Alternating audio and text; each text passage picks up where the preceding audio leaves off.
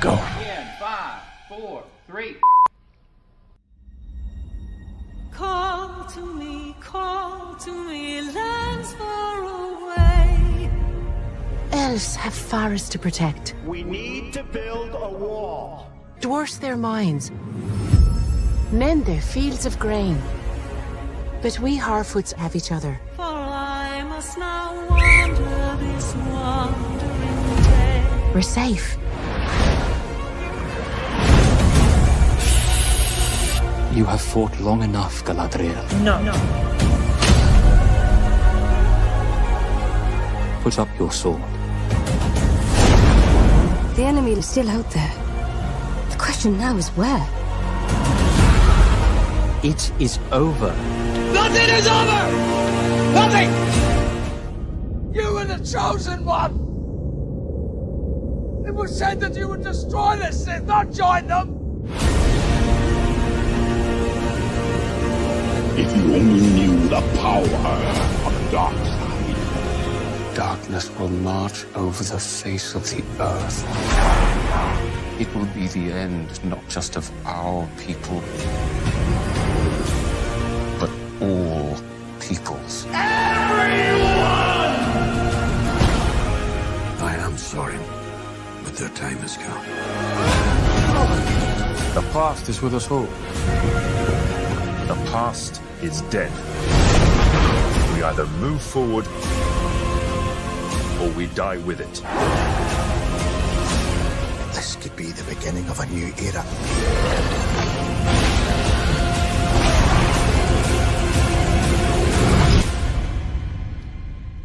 Away I must wander this wandering day.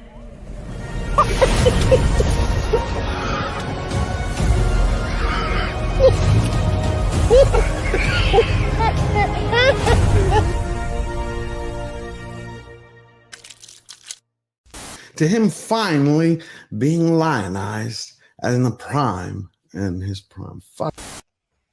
Do it! Shit. Just do it! Don't let your dreams change. Yesterday, you said tomorrow. So just do it! Make your dreams come true! Luke went from being... Oh, no. Welcome, Slayer Nation. I have some great news for you today. I hope you're all doing great. Nope, that didn't work. One more. You have failed me for the last time. Welcome, Slayer Nation. I hope...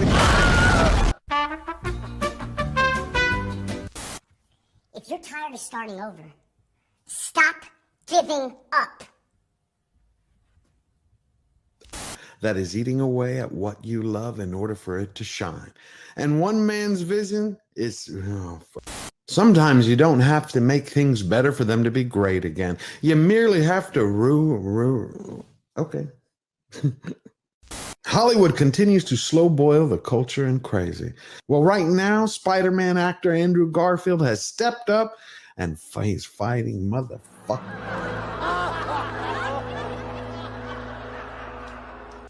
I can't do it. Okay. We'll do it live. Okay. We'll do it live. Fuck it. And unbearded dwarves, but Prime didn't stop there. They stapled in intersectionality, individuality, biddigadig-bee, biddigadig-boo.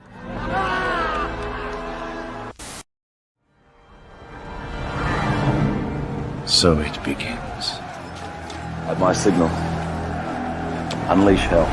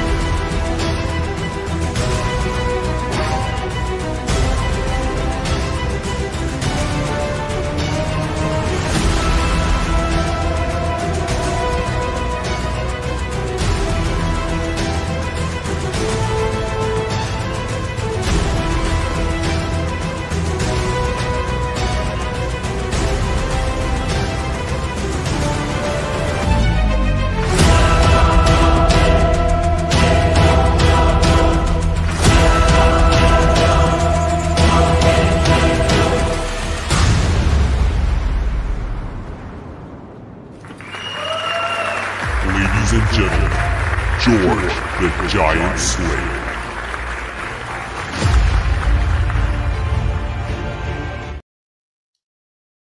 Welcome back, everyone, to Slayer Nation Live. I'm your host, George Molo. It is March 30th, 2025, in the year of our Lord. How are you doing today, everybody? It looks like we're going to have a packed house today. We have a line of amazing guests. A lot of great friends are coming back. There's a lot of cool news. Plus, the show might be a little short today. It's my mother's birthday. It's her 74th. So, her birthday's actually tomorrow. So, Mama Slayer, we're going to do a big party for her tonight. And if it's anybody else's birthday, please let me know and we will wish you happy birthday. Plus, if she's listening now, I'm going to unmask her. If you happen to see her in the chat, she's Greek Light. Greek Light is Mama Slayer. So God bless you all. Love that you're here. We have a lot of interesting news, a lot of great facts, and Tender Warrior's coming in hot. He gifted 5 George the Giant Slayer memberships. I love it. Love it. That's a beautiful sight to see. Means we keep growing. So go, please. Thank Tender Warrior. That's a wonderful thing. Now, we know what's going on with Disney. Snow White. Jason Statham's new movie, The Working Man, just put the evil princess to sleep. It dropped 70% this week. 70% in its second weekend. And we really can't be surprised. Meantime, we got Jason Statham's new movie, Working Man, is #1 at the box office. Plus, we have some news about Young Guns 3. If anybody remembers Young Guns 1 and 2, one of my favorite 2 films. Well, Emilio Estevez, we're going to look at him in a moment, is bringing Young Guns back. We're going to get a little bit more Billy the Kid. Tesla terrorism continues. We're going to look at that as well. Plus, we have the State Department finally informed Congress that they're dissolving USAID. That's another wonderful thing. And Trump unleashed on Judge Blasberg. And you have the clerk for Supreme Court Justice Gorsuch. He had a few juicy words to say about Trump's posts. We're going to look at that too. I love it. Nintendo has a surprise movie coming out. Warner Brothers has a Superman surprise, which there's a little bit of debate. Who's going to play Jor-El? And then Amazon's big studio boss, her, Jennifer Salke. Well, she was just kicked to the curb. And of course, the Hollywood fashion. They didn't just come out and say we fired her. They streamlined her position. So let's get going. I want you to fuel those flamethrowers so we can get roast and spit out the fucks and have a good time. All right, let's bring them out here. We got Verbal Riot back. How you doing? Good, man. Doing well. You look ready to go. Yeah. I actually got a good night's sleep for once. Got to bed kind of early, woke up early, and it's kind of weird. It's weird. You feel refreshed. I'm not used to this feeling right now. This good feeling. Oh, we also have my nerdy home. I love her. She's here joining us. How you doing? Great to see you. I'm doing good. Thank you very much. What is sleep? I don't know what it is. I don't get it much. So when I do, I appreciate it. I don't get a lot of sleep. Even when I do, it's very much like interrupted sleep. So I'm always tired, but I'm really excited to be here. Thank you very much for having me back. Always love having you. Always. We got Tom for Midnight's Edge After Dark, and we have my very good friend. Speaking of no sleep, the guy who invented it. You invented it. Oh, well, that's good. We all are on the same wavelength. Plus, my very good friend, Joe. Good Logic himself. How are you doing? Hey, happy birthday, Mama Slayer. Oh, thank you for that. I will pass along. I'm sure she's listening to it right now. She's probably just getting ready for her party. She has the same birthday as Robert Meyer Burnett? Yes. Everybody has the same birthday as Robert Meyer Burnett. Wow. And he may not be able to make it today, but if he does, we'll wish him happy birthday. CinemaCon, yeah. Oh, that's where. Well, hey, we're going to get to hear about it then next week, how well it went. We're waiting on Little Platoon. He'll be here in a moment. And Derek Anderson, the DA, who's just now hooking up. He'll be here in a second. All right.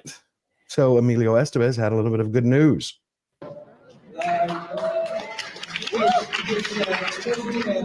parts of the state that we didn't get a chance to scout on the first 2 films. But it's really exciting to be back and to be making a film about the American West, the Southwest, in the Southwest. There are a lot of folks in Hollywood who want you to go to Canada, They want you to go to New Zealand or Australia, make movies about America there. I really think, as an American, as a patriot, we keep our dollars in this country. Hell yeah. I like Yeah. that. It's about time we had somebody who actually gave a damn in Hollywood. And, Sir. and the framing makes it sound as if it's it's not going to be 5 chicks replacing the Young Guns. That's Little do you know, not. it's going to be young gun chicks all the way. There's a Oh, nice wow. push for Hollywood. He to loves start making Hollywood so movies in much that he's America. shoot. As I say, he's loving Hollywood so much that he's shooting in New Mexico. That's what he's saying. What were you saying? Yeah, Steve? but in all fairness, everybody shoots everywhere else, man. Because California is like stupid when it comes to us shooting movies here. Oh yeah. Yeah. It's very rare that you actually get a film that is shot in California, but there is a big push to start making movies in the US. Did you guys see the commercial with Matthew McConaughey and a bunch of people from Texas trying to get the studios to do, to That start was. filming? Do you have it? Do you have it with you? Because do you have that clip? I can look it up really quickly. Yeah, because I think it was Dennis Quaid, Matthew McConaughey. They're like, come to Texas, because everything I think is being shot. Well, Canada, Georgia, and a little bit. It's just weird to me though that California makes it so hostile for filmmakers to shoot movies here when that's our main product. Yep. But Trump's talked about that before. And Newsom, funny enough, who we're going to talk about, he's still trying to tack to the middle and play the moderate. He was on Bill Maher again, basically saying all the reasons why men do not belong in women's sports, even though he has spent years saying that men belong in women's sports. He's a snake, man, and we all see it. It's weird. Like I want to know who's falling for it. Like that's what I want to know. That's a good question. That is a good question. Who is falling? Do you think? Have you spoken to anybody who said, "Yeah, man, I believe him. He woke up. He had a change of heart." So here's the thing: most of the people I know that I've talked to about this here in LA, they look at him as a turncoat. They see him as fake, as phony, as someone who, they thought they were on their side, right? Because they're all super liberals, right? So, so the liberals are disgusted with him right now. Wow. Well, that's what happens when you flip flop. Nobody likes a traitor. It's another Benedict Arnold. You're like, which side are you on? But yeah. But if this is his ploy to run for office for the big office, it is. I don't see the play here. Well, he's going to do this for the next 3 years. Well, 2.5 years. I guess. Yeah, he's gonna slowly morph into the candidate that he wants himself to be, and that one that can kind of moderate a little bit. The people that are paying attention know what's up, but yeah, Newsom's a total phony, man. He's been that way for his entire career. Did you hear like that bit where he said, "I've never said Latinx"? I've never used that phrase around. I've never said Latinx, and then somebody came out like with a whole laundry list of times where he said the word himself, and I was like, "Bro, you're so fake, man. This dude is a phony." He is. Here is the clip that Minority Home just sent me. This is the one about filming in Texas. I think it's pretty cool. You ever wonder if this industry of ours is just chasing its own tail? No. I don't wonder. Restrictions, regulations, nickel and diamond productions, political lectures. Hollywood is it's a flat circle wood, round and round like a record with the sound off. So what, you just want to turn the record off? No. I want to change the tune. You guys think they're brothers? No, I'm serious. No, I never thought about it. You ever heard about that? There's that rumor that their dad, they have the same father. Yeah. I didn't know that. I thought Woody Harrelson's father, wasn't he like an axe murderer or something like that? Yeah. I heard some weird stuff about Woody Harrelson's dad. Like, that he was like in prison and that he had, like, murdered several people. I could be getting my facts wrong on that. But No, I think he was like, I want to say axe murderer, something along those lines. Which I have to tell you something. Look, not to justify any form of murder, because I'm not. But I'm just going to say, like, using an axe per se, like, of all the weapons one can use, they don't even use that in Clue. Okay, that's how brutal that is. I mean, taking out an axe, you have to actually be like really dedicated to like, okay, I'm about to go a killing, because you don't hear of someone actually. That's like a real psychotic type of haze you have to go into to be like that lethal and that brutal. It's not easy swinging an axe and actually killing. So you gotta like, you gotta know what you're doing, man. Yeah, you never hit the same place twice. You got to put your arm into. You got to put your body into it. You got to really. We're going for this one. We're going for this one. I mean, not to be. No, you're right. And funny enough, talking about axes, we touched on it for like a second last week, Joe. But there were some reports coming out of Hollywood that they were saying that since the superhero genre looks like it's dying, or after it dies, they're looking to put all their money into horror. They're remaking the Texas Chainsaw Massacre again. Mm-hmm. And I was just like, okay, what kind of market is that? I mean, today, but isn't it sad that like it's always like, what can we do again, or part 3, or there's such a dearth of creativity, you know, and that's I you know, a lot of people think it's purely just wokeism, which is why they've been just remaking stuff with women or race swapping type of things, but it also could be, to be fair, just a complete lack of talent from the writers and creators of these things, where they're 100%. Like, we're going to make this totally different. It's totally different. Something new for you to shell out another $12 to come to the movie for, because this is totally different now. Now it's an Asian dude instead of a white person. So it's like, how it's obviously going to be, you know, a whole different experience for you. And I think it really could be that, you know, wokeism perhaps has served as almost like a buffer for their lack of creativity. That it's like, no, it's camouflage. It's camouflage for the fact that they're really inept and just such a lack of talent that we have today compared to what we had even as recently as a decade ago. I think it's kind of like it also to where Hollywood is right now, because they're out of money, man. And for the most part, horror films are cheap to make. So I could see them making the leap from superhero films, which are crazy expensive, right? Hundreds of millions of dollars, to go into horror, which is like tens of millions, right? What are you going to have, a horror universe? I mean, you know what? At this point, they probably will, because again, it will still be cheaper than trying to do superhero movies. I got you. Because, you know, they also announced that 3 days ago that The Mummy, which has been remade how many times, they're doing a reboot of The Mummy, but a horror version. And they never learn. A horror version of The Mummy. Hasn't it started filming already? Yeah. This week in the UK. Yeah, and this is the thing that bothers me. They've tried now 3 or 4 times with this whole fucking Universal Monsters thing, and it's the same problem with a lot of the other things in Hollywood. They keep trying to put their own stamp on it instead of just leaning into what made them famous to begin with. Right? Mm-hmm. It's like, when I think of the Universal horror films, I think of the iconic versions of them that we had in the Universal. Just give me a kind of a amped up version of those, right? Like, how is it they got it right with Monster Squad 35, 40 years ago? I love that movie. Because I think Joe just said it right now. Yeah. There's no talent in Hollywood. I think it's a chicken and the egg thing. I think you had the woke mind virus infected everyone there. They bought into it hook, line, and sinker, and then that made the studios hire everybody who was woke and like-minded. Actually, no. I mean, to correct everybody on this, there is talent in Hollywood. I mean, there's a lot of talent. Right, but they're not being hired. They're not being used. They're not being hired.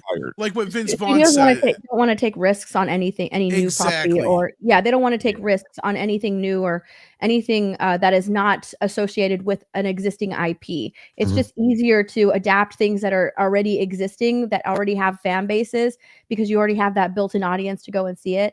I mean, look at Mickey 17. Like, I was really excited to go see that movie, and then it ended up being something that wasn't originally advertised it was going to be. It was something original, and then it ended up being like just anti-Trump, anti-MAGA. Spent too much money on it too, on top of it. And they did spend a lot of money on it, and now it's like it's bombing. You know, word of mouth didn't help that movie either. But it was something that was different. It was something new.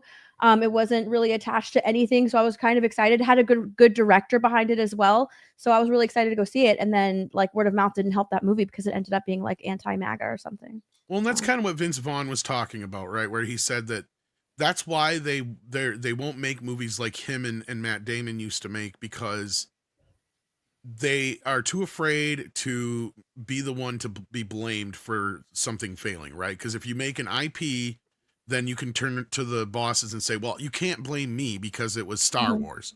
You can't blame me because it was Star Trek, right? Well, we have a great example of what Hollywood used to do right now in theaters. You have a movie star in Jason Statham in an original story written by Chuck Dixon and written for the screen by David Ayer and Sylvester Stallone, and it kicked the shit out of Snow White. Mm-hmm. And also a movie about Jesus in limited run. To be fair, my kid's stage production of Snow White kicked the crap out of me. Wow. I mean, not only that, a white blue collar man and fucking Jesus kicked the shit out of Snow White this weekend at the box office, in a sense of like, I think this was the people telling Hollywood, we're not going to do this stupid game anymore with this other bullcrap. We want to get back to the way things were. And Yeah, that's absolutely. really what Working Man is. It's a throwback to a classic 80s 90s actioner. It's the type of movie that Stallone used to make back in the day, and Statham is an international star. Stallone co-wrote it with David Ayer. So. As I said, yeah. So Oh, I didn't know that. Yeah, I told you that before. No, yeah, you're right. No wonder it's bringing in the money. I like Statham. And look, this is I saw it. It's a very standard kind of movie that we used to get a million times a year. I saw it last night. It was fine. It's nothing to like write home about. I loved it, but you know, Popcorn I'm a guy flick. that loves beat 'em up, blow 'em up, shoot 'em up. That's my jam. That's what I get down with. So I enjoyed it. But for everybody else, it was just kind of like it's just another action movie.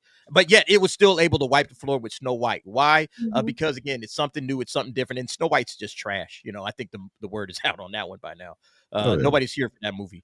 But yeah, no, I think Hollywood, you know, even though Jason Statham did his thing, look, Hollywood's it's in really bad shape. People are checking out. They're not capturing the younger audiences. People are not going to movies anymore. Ticket sales are way, way, way down. You know, we're starting to see a pivot from the way people, you know, consume entertainment. Everybody's staying home. It's all about streaming now. You know, I don't know how long Snow White stays in theaters, but you know, they'll probably pull the plug on it pretty soon. And you know, that's still going to hurt movie theaters, even though it's a terrible movie. The fact that thing is in and out of theaters in a couple of weeks, that's going to be bad. Absolutely. And Variety. Oh, let's bring him on and we'll talk about that. The Little Platoon is here. Little Platoon, how are you doing, my friend? Hello, I am good, thank you. How are you? Doing well. We're just talking about Hollywood and how it's doing, and I wanted to share this article because Variety. Well, first we were talking about Jason Statham's new movie, The Working Man. It just took the #1 spot at the box office and put Snow White to sleep. And Snow White just lost 70% in its second weekend. 70%. Impressive considering it's also from like a really low base, right? Yeah. Fair enough. 70% from a high base is one thing. 70% from like $5 is not good. Yeah, they're at the point, Little Platoon, where they're literally dragging homeless people off the streets and putting them in the theater just to make it look like somebody's going. Just so it doesn't look like Snow White and the 7 viewers. Yeah, exactly. Well, Variety has, they think, a cure to bring everybody back into the movie theaters. Here it goes. It's time for movie going to get a makeover. From selling pot along with popcorn to offering cell phone friendly screenings, cinema owners could soon overhaul the way their customers watch films. These changes, many of them once considered sacrilegious, may give the box office a much needed boost. Can I just stop just right? So the idea that people in the cinema might smoke weed and use their phones is not controversial. It already happens. It's not working. Making it policy isn't going to fix anything when it's something that annoying people already do. I agree with you, but it seems to be part of the new plan. They want to make texting on your phone and using your phone to be allowed, and they want to add sing-alongs, interactivity between the audience and the films. Pot. I mean, sing-alongs I can see for musicals, and people already text and even film parts of movies when they're at the theater. Smoking pot, though, that's something new. That's different. I'd like to know what theater you're going to, Platoon, right. Because But it might just be that the nearest town to me just smells of weed everywhere. That could be too. Like that's LA. That's kind of the only one that makes somewhat sense to me, because like Steph just said, all these things are already a fucking problem. The only thing that's different about this is that smoking was taken away from us years ago. And if you designate one theater to that, maybe, but then you're risking alienating anybody who doesn't like that smell, especially if it permeates into the rest of the theater. Which it probably will. You know, which it's possible, yeah. I have to admit, it's an intriguing outside of the box type of approach, which is a necessary thing. Because if you think about all the downsides of attending a movie versus watching it at home, which it's you don't have to wait very long before it's going to hit to some streaming service. and it's going to be much cheaper than actually taking out a couple of people, or a group of people going to a movie theater, or even going by yourself. So what can they offer when you're going to be sitting next to someone that might smell or be talking? There's all these different downsides to go, and you have to go out at a certain time. You have to be there at a certain time as opposed to doing it at your convenience. These are a lot of downsides that movie theaters are facing as far as competing for an audience. And I think it's possible that the idea of trying to find some way to make an interactive communal type of experience, where instead of dreading the fact that there are people there, that they find some way to make it interactive, where you become part of like some little 2-hour party that's happening, with almost like the movie being kind of like background feature, the way Rocky Horror Picture became like this cult type of thing where you go for the experience. Which if theaters can find a way to do that, that could be a new way for them to actually approach bringing audiences back out to watch something. Do you think pot is going to bring people?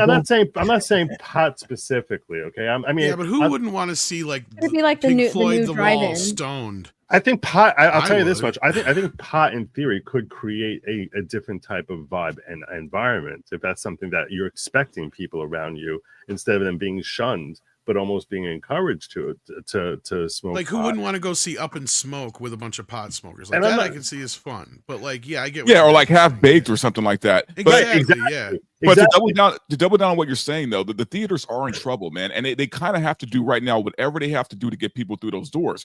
I'm telling you, I went to the theater a couple of days ago to watch Death of a Unicorn, and it was empty. And I'm not talking about my theater, my specific screening. I mean, the theater was empty. And could work. Well, this has been one of the worst years at the box office. No, it's not. No, come on, man. There's been too many bad years. That's the problem. People think I'm like Chicken Little, just yelling that the sky is falling. No, I agree with these you. movie theaters are in trouble. They're about to start closing down, man. Like there's not. Yeah. Right. Outside of like the big blockbusters, if you're talking like Barbenheimer and stuff like that, nobody's in the theaters. I've never seen the lobbies. That's look because more in California, you guys must only watch movies. See, like around here, they show concerts and sporting events and other things. Oh no, here we go, because here we go to real concerts.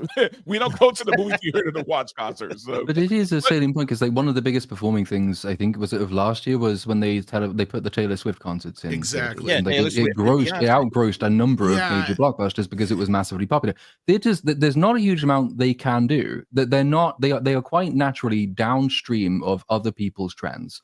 As long as there are no movies worth going to see, they will be empty. The major problem isn't with theaters. The major problem is with movies. Movies are crap. But And look what- it's telling. As soon as you get a movie which is not even particularly good, but nevertheless has a bit of a vibe behind it, they're absolutely packed again. And those films don't go on streaming for 6 months. Barbie's a really good example. Oppenheimer was a surprise example. The Dune movies did really well, but there just aren't that many of those being produced. For all of the movies that are coming out, most of them are utter dog shit, and that's the reason people don't want to spend money to go and see them. But So the if problem you're- is, people would rather wait it's until they're hard on getting them streaming. in the theater right now, man. It's hard for people just to make that leap, to pay that $20 per ticket, right? And if you have a family of 4, good luck, man. You're going to spend about $200 between popcorn, soda, and ticket prices, right? Why not All just to go lower see the a ticket movie prices? that's the going to be thing. on streaming in less than a month. Yeah, Like, and you that's can, just just, it. you can just buy it on streaming and watch it from the comfort of your own home. That's just Exactly. it. The That's it. movie Streaming has studios killed- themselves Yeah, are doing it they've to made- themselves. And that's why the best way to fight it would be to create some sort of cultural type of environment where maybe a 2-hour movie actually has like an hour of like a warm up and an hour afterwards. You're sort of almost turning it into a party where we happen to be screening this brand new movie. You could even raise your rates because you're sort of turning it into this party type of atmosphere. As an attorney, I would think you should have everyone sign really ironclad waivers that you're not responsible for like the security or anything that happens there. Well, because I certainly see great potential there for is liability something and to it. exposure. Because Friday, you know what was the number 2 movie? It wasn't the Jesus movie, and it wasn't Snow White. It was actually, what was it, Princess Mononoke on a Fathom event. Yeah. Well, look Yeah. at this. I mean, what they're talking So about people here. will go see a movie if they want to. If there's something, I think the thing that people are resistant to now is like you guys have said, they've been conditioned that if they wait 36 days to 60 days, the movie will be on streaming and it will be on for free on one of their streaming services. If not, they can get it through Amazon, Vudu, or Apple, or what have you, right? Otherwise, they've been burnt so many fucking times now by these Marvel movies and all these other films. They're not going to just jump on and go, oh, I'm going to go see Snow White. Because guess what? They went and seen The Little Mermaid and they found out how bad that was. Right? Like, that's where we're at right now. The thing is they're selling it. And what they've done is they've conditioned the audience to wait, to only go to see a movie that is a big event film. That's the problem with The Working Man. A Working Man should have made a $30 million, not $15 million. Correct. That's the fucking problem. Because as a standard average film, that would be a decent, we're giving it so much praise for doing 15 million when at the end of the day, that's piss poor because Verbal's right. Movies are dying at the box office and it's their own fucking fault. It is. But the thing is right even here in the article, they're stating it. Imagine how much better Barbie or Deadpool and Wolverine would be if you could see it with it. But they are out of ideas. Make good movies. That's it. Make good movies. George, rebuild the trust with the audience. There is no trust with the audience. There isn't. There are some good movies out there, man. I literally there are, but there's not Monday, trust. I just saw a movie with Chris Gore called Freaky Tales, man, with Pedro Pascal, and it was a great fucking movie. You told me that the trailer. It comes out in 2 weeks, and I wish more people would go out to see it. Pedro movie? Pedro Pascal is a deterrent for a lot of people. And how long does it stay in theaters? That's the only question I got. If it doesn't stay in theaters longer than 60 days, I'm waiting for streaming. It probably won't. It'll probably be there for a month. And then it'll be on like again. VOD. We've talked about this before. Nosferatu, great film, pulled out after 21 days. Movies, it's like they're stuck. What are they doing? Is when you get a good movie, they pull it out in 21 days. When you get a bad movie, they pull it out. So people are like, again, when the economy is bad, they're no longer going, let's go have a good time at the movie theater, Joe. They're saying, let's just sit at home, wait till it comes. We're comfortable here.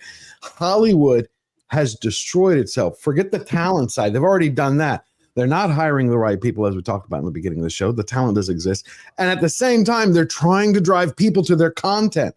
Pick a lane. And if you're an owner of a string of cinema houses, so you're subject to whatever crap Hollywood is putting out. You can't change the quality of the content that they're putting out. You have no influence on that. Right. So you need to find some way to try and get people to actually want to come and see a movie. I'm simply saying it's an interesting suggestion for cinema houses to try. I'm not saying I'd want my kids going to one of these parties, but I'm saying I can understand this actually being a potential for something that could be breakthrough that's 10 years from now we could look back and think that's a normal thing, and why haven't we been doing this for decades? I think that's kind of the problem, though, is that they say hitherto one of the major reasons to go to the cinema is that it is a particularly unique type of experience.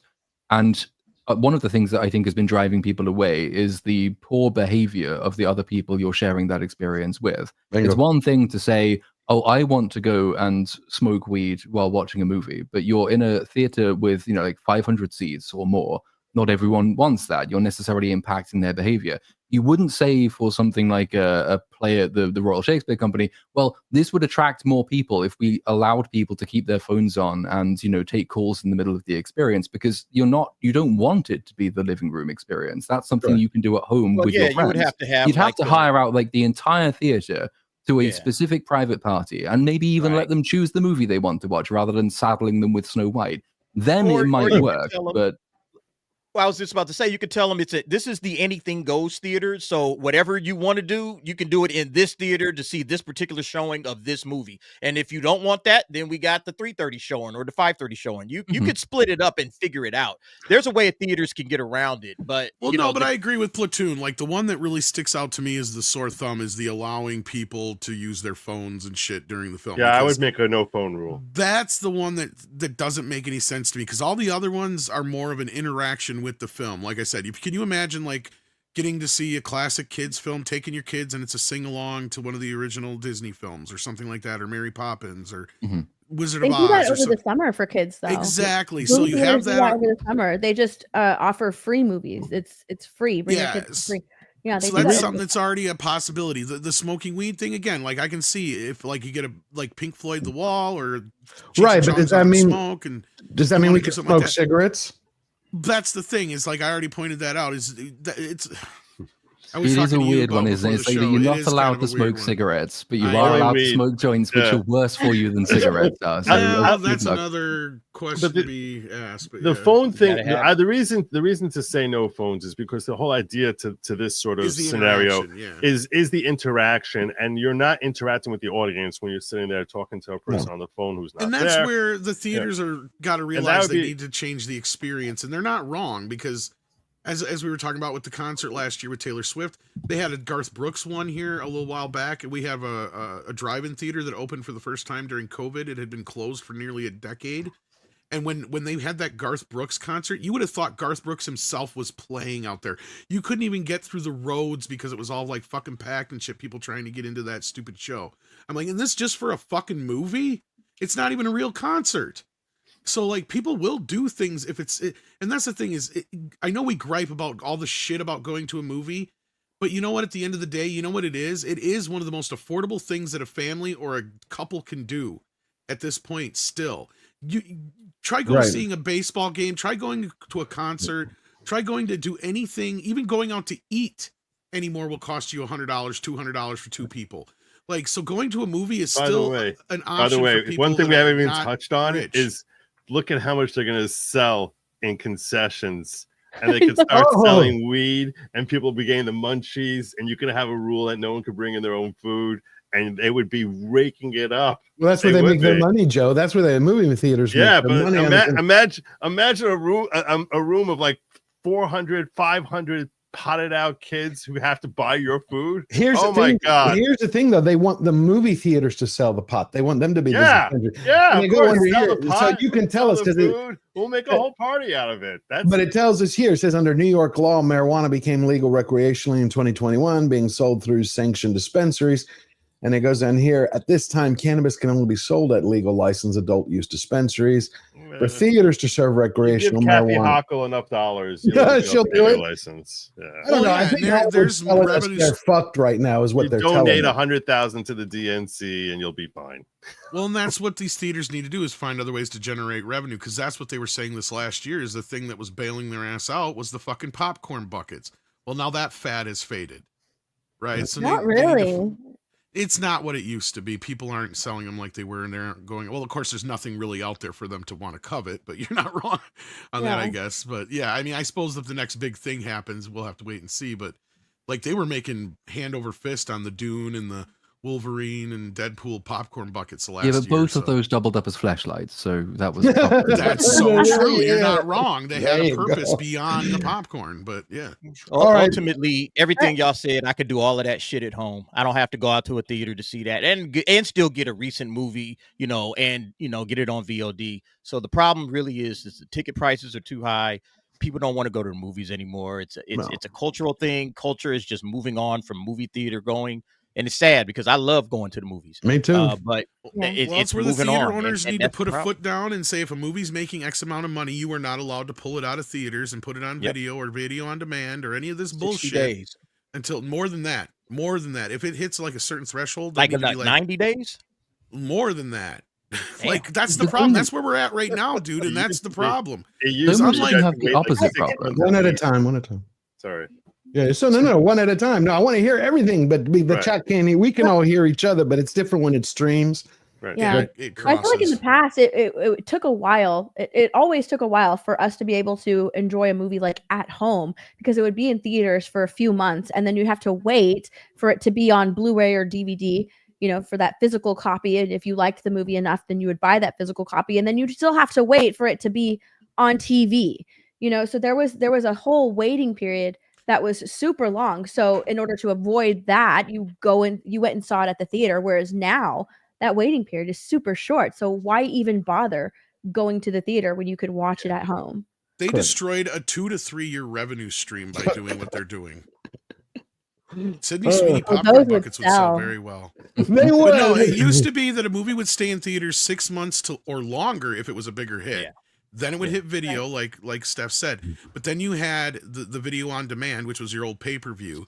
Then you had HBO or Showtime or whoever would pick it up for those rights. And then you had the network television rights. And each one of those came with a nice, fat fucking payday that they're just saying, nah, we're going to fuck all that and we're going to pay ourselves for our own movies on our streaming services. And then in the process, they're killing the theaters because they're pulling the movies out and they're throwing them up on streaming services when they should at least be in theaters for 3 to 4 months at least if they're a big hit. If they're not a hit, fine, fuck them, pull them and throw them on streaming. But Right? but that is what they've been doing, isn't it? Again, like the Barbie and Oppenheimer. They're example, doing it to hits Barbie, though too. Yeah. Are they? Sorry, I mean, Platoon, what but yeah. what is an example of a movie which did say like Barbie type numbers, which was pulled out of theaters within a month? Because all the biggest winners from last year, I think, were every in single theaters for Universal about movie 6, goes to Peacock in 36 days. Oh. Yeah, Nosferatu was pulled after 21 days. It didn't do Nosferatu Barbie was numbers. pulled after but yeah, sorry.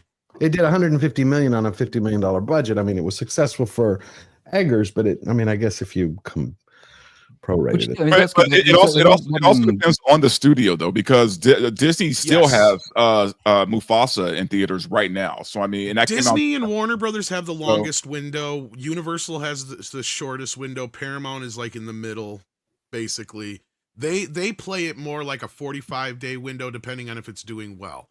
Like they pulled stuff I thought Paramount was like 35 to 40 36 days. to 45 days Okay. usually, yeah. Depending on the movie. If it does better, I think they've kept one in for like 90 days. I'm trying to remember what was one of the last ones. But yeah, anyway, they're all over the fucking place and it's their own fucking fault. Okay, I'm going to do some super chats and see if we have any questions. We'll see what people have to say, and then we'll jump forward. Walter Tomaszowski for $5. 1, I hear Disney threw a party to celebrate the success of Snow White, catered by Red Lobster with decorations from Party City, tables, and chairs. Expensive. Hey, don't be dissing on Red Lobster. I looked at Red Lobster last week. I was talking to Man of War. No, it was 2 weeks ago. And I was like, I remember I went there a couple of times when I was younger. I wonder if they're still around. And there's 2 of them in Houston. And they offered for $49, I think it was $49, a Red Lobster sandwich, which didn't have lobster. I'm like, yeah, no wonder it's going out of business. Anyway, thank you, Walter, for that. Mark Daly for $5. Happy birthday, Mama Slayer. You raised a very good son. You should be proud. Oh, thank you. She will be happy to hear that. Love it. Walter Tomaszowski for another $2. 2 from Big Lots and Costumes from Joanne Fabrics. You got the hits keep coming. Thank you for that, Walter. I love it. Honesty and truth. For 10 pounds, Disney fails. Oh, what a shame. Never mind. When you clearly watch some of the films, they are nasty and hold nefarious meanings. Why do the elites obsess about color of people? To divide us. Absolutely. It's like I was saying in the woke monologues. Everything boils down to they wanted to convince all the broken toys in the world that if they break the world, they will finally feel normal. But thank you for that, Honest. I got to say about Snow White and the 7 Dwarves is like, I mean, it's done so bad that the dwarves' mine is now a party city or a fun city or whatever the fuck that Halloween thing is. What is it called? Spirit Halloween. Yeah. Spirit of Halloween. I fucked yeah. that joke up. I'm sorry. Fuck it's okay. But now actually the dwarves are suing Disney. They're putting together a class action. How do you think that'll go, Joe? It was reported 2 days ago, a class action suit because they were discriminated against. See, a class action suit where you're saying we didn't get hired. So I can't speak enough about, you know, okay, whether it's I don't want to speak on this as an attorney, only because I don't know enough about violations of employment and discrimination. It's not the sort of thing that I regularly handle. I think my first question would be like, how would any plaintiff there be able to have a good faith complaint? Just looking at this objectively, well, I think what they did was gross and disgusting. How would any of them have a good faith complaint that they were the one who was harmed? Right. Yeah, I guess that unless 7 of them had been fired, you know, some of them had been hired and then released because of this. Like, on what basis are you claiming that you were the one who was actually harmed by this, touted decision by Disney to say we're going to put in crappy CGI in place of dwarves? Now, I guess in theory, the counter to that is, look, the reality is, even if these plaintiffs and no individual can we say it about, certainly they definitely made a decision saying we're not going to hire the little folk for this movie, and that there's sort of like almost a punitive element to that should perhaps be applied to this because of the fact that they seem to say we don't want you around here. Disney would likely counter by saying, hey, we actually had one dwarf Which they did. one little person there. Well, so we're not biased against dwarves. We'll hire dwarves. But can I ask, going off the theory that at least one or more people have said that they were auditioning or had auditioned for Disney, I mean, and then they got a phone call that might strengthen saying afterwards not to bother because Peter Dinklage said something, and then like other productions pulled similar things. Like, I mean, if there's enough proof of that, do you think they have a case? Because I think that might be out there. Is all I'm. I don't think they have a case and at all. Do those people have to be a part of this class action lawsuit in order for it to hold more weight? But you can't sue someone because you didn't get cast. That's not. Well, they're the way saying they're discriminated against. That's how they're framing it in the article. It's whether the justification from Disney is that we will not cast dwarves because casting dwarves is retrograde, in which case the decision to not hire them was based on their innate characteristic. But as has been mentioned, they did hire one. It just wasn't for that role, and probably was added in reshoots. But he still was hired, right? So they didn't technically be racist against the hobbits. Right, and also they could say that they were looking to like avoid casting a negative stereotype, and here's all these quotes from Peter Dinklage saying that it is a negative stereotype. Yeah, and we were looking to try and actually be respectful to people who identify as being a little person.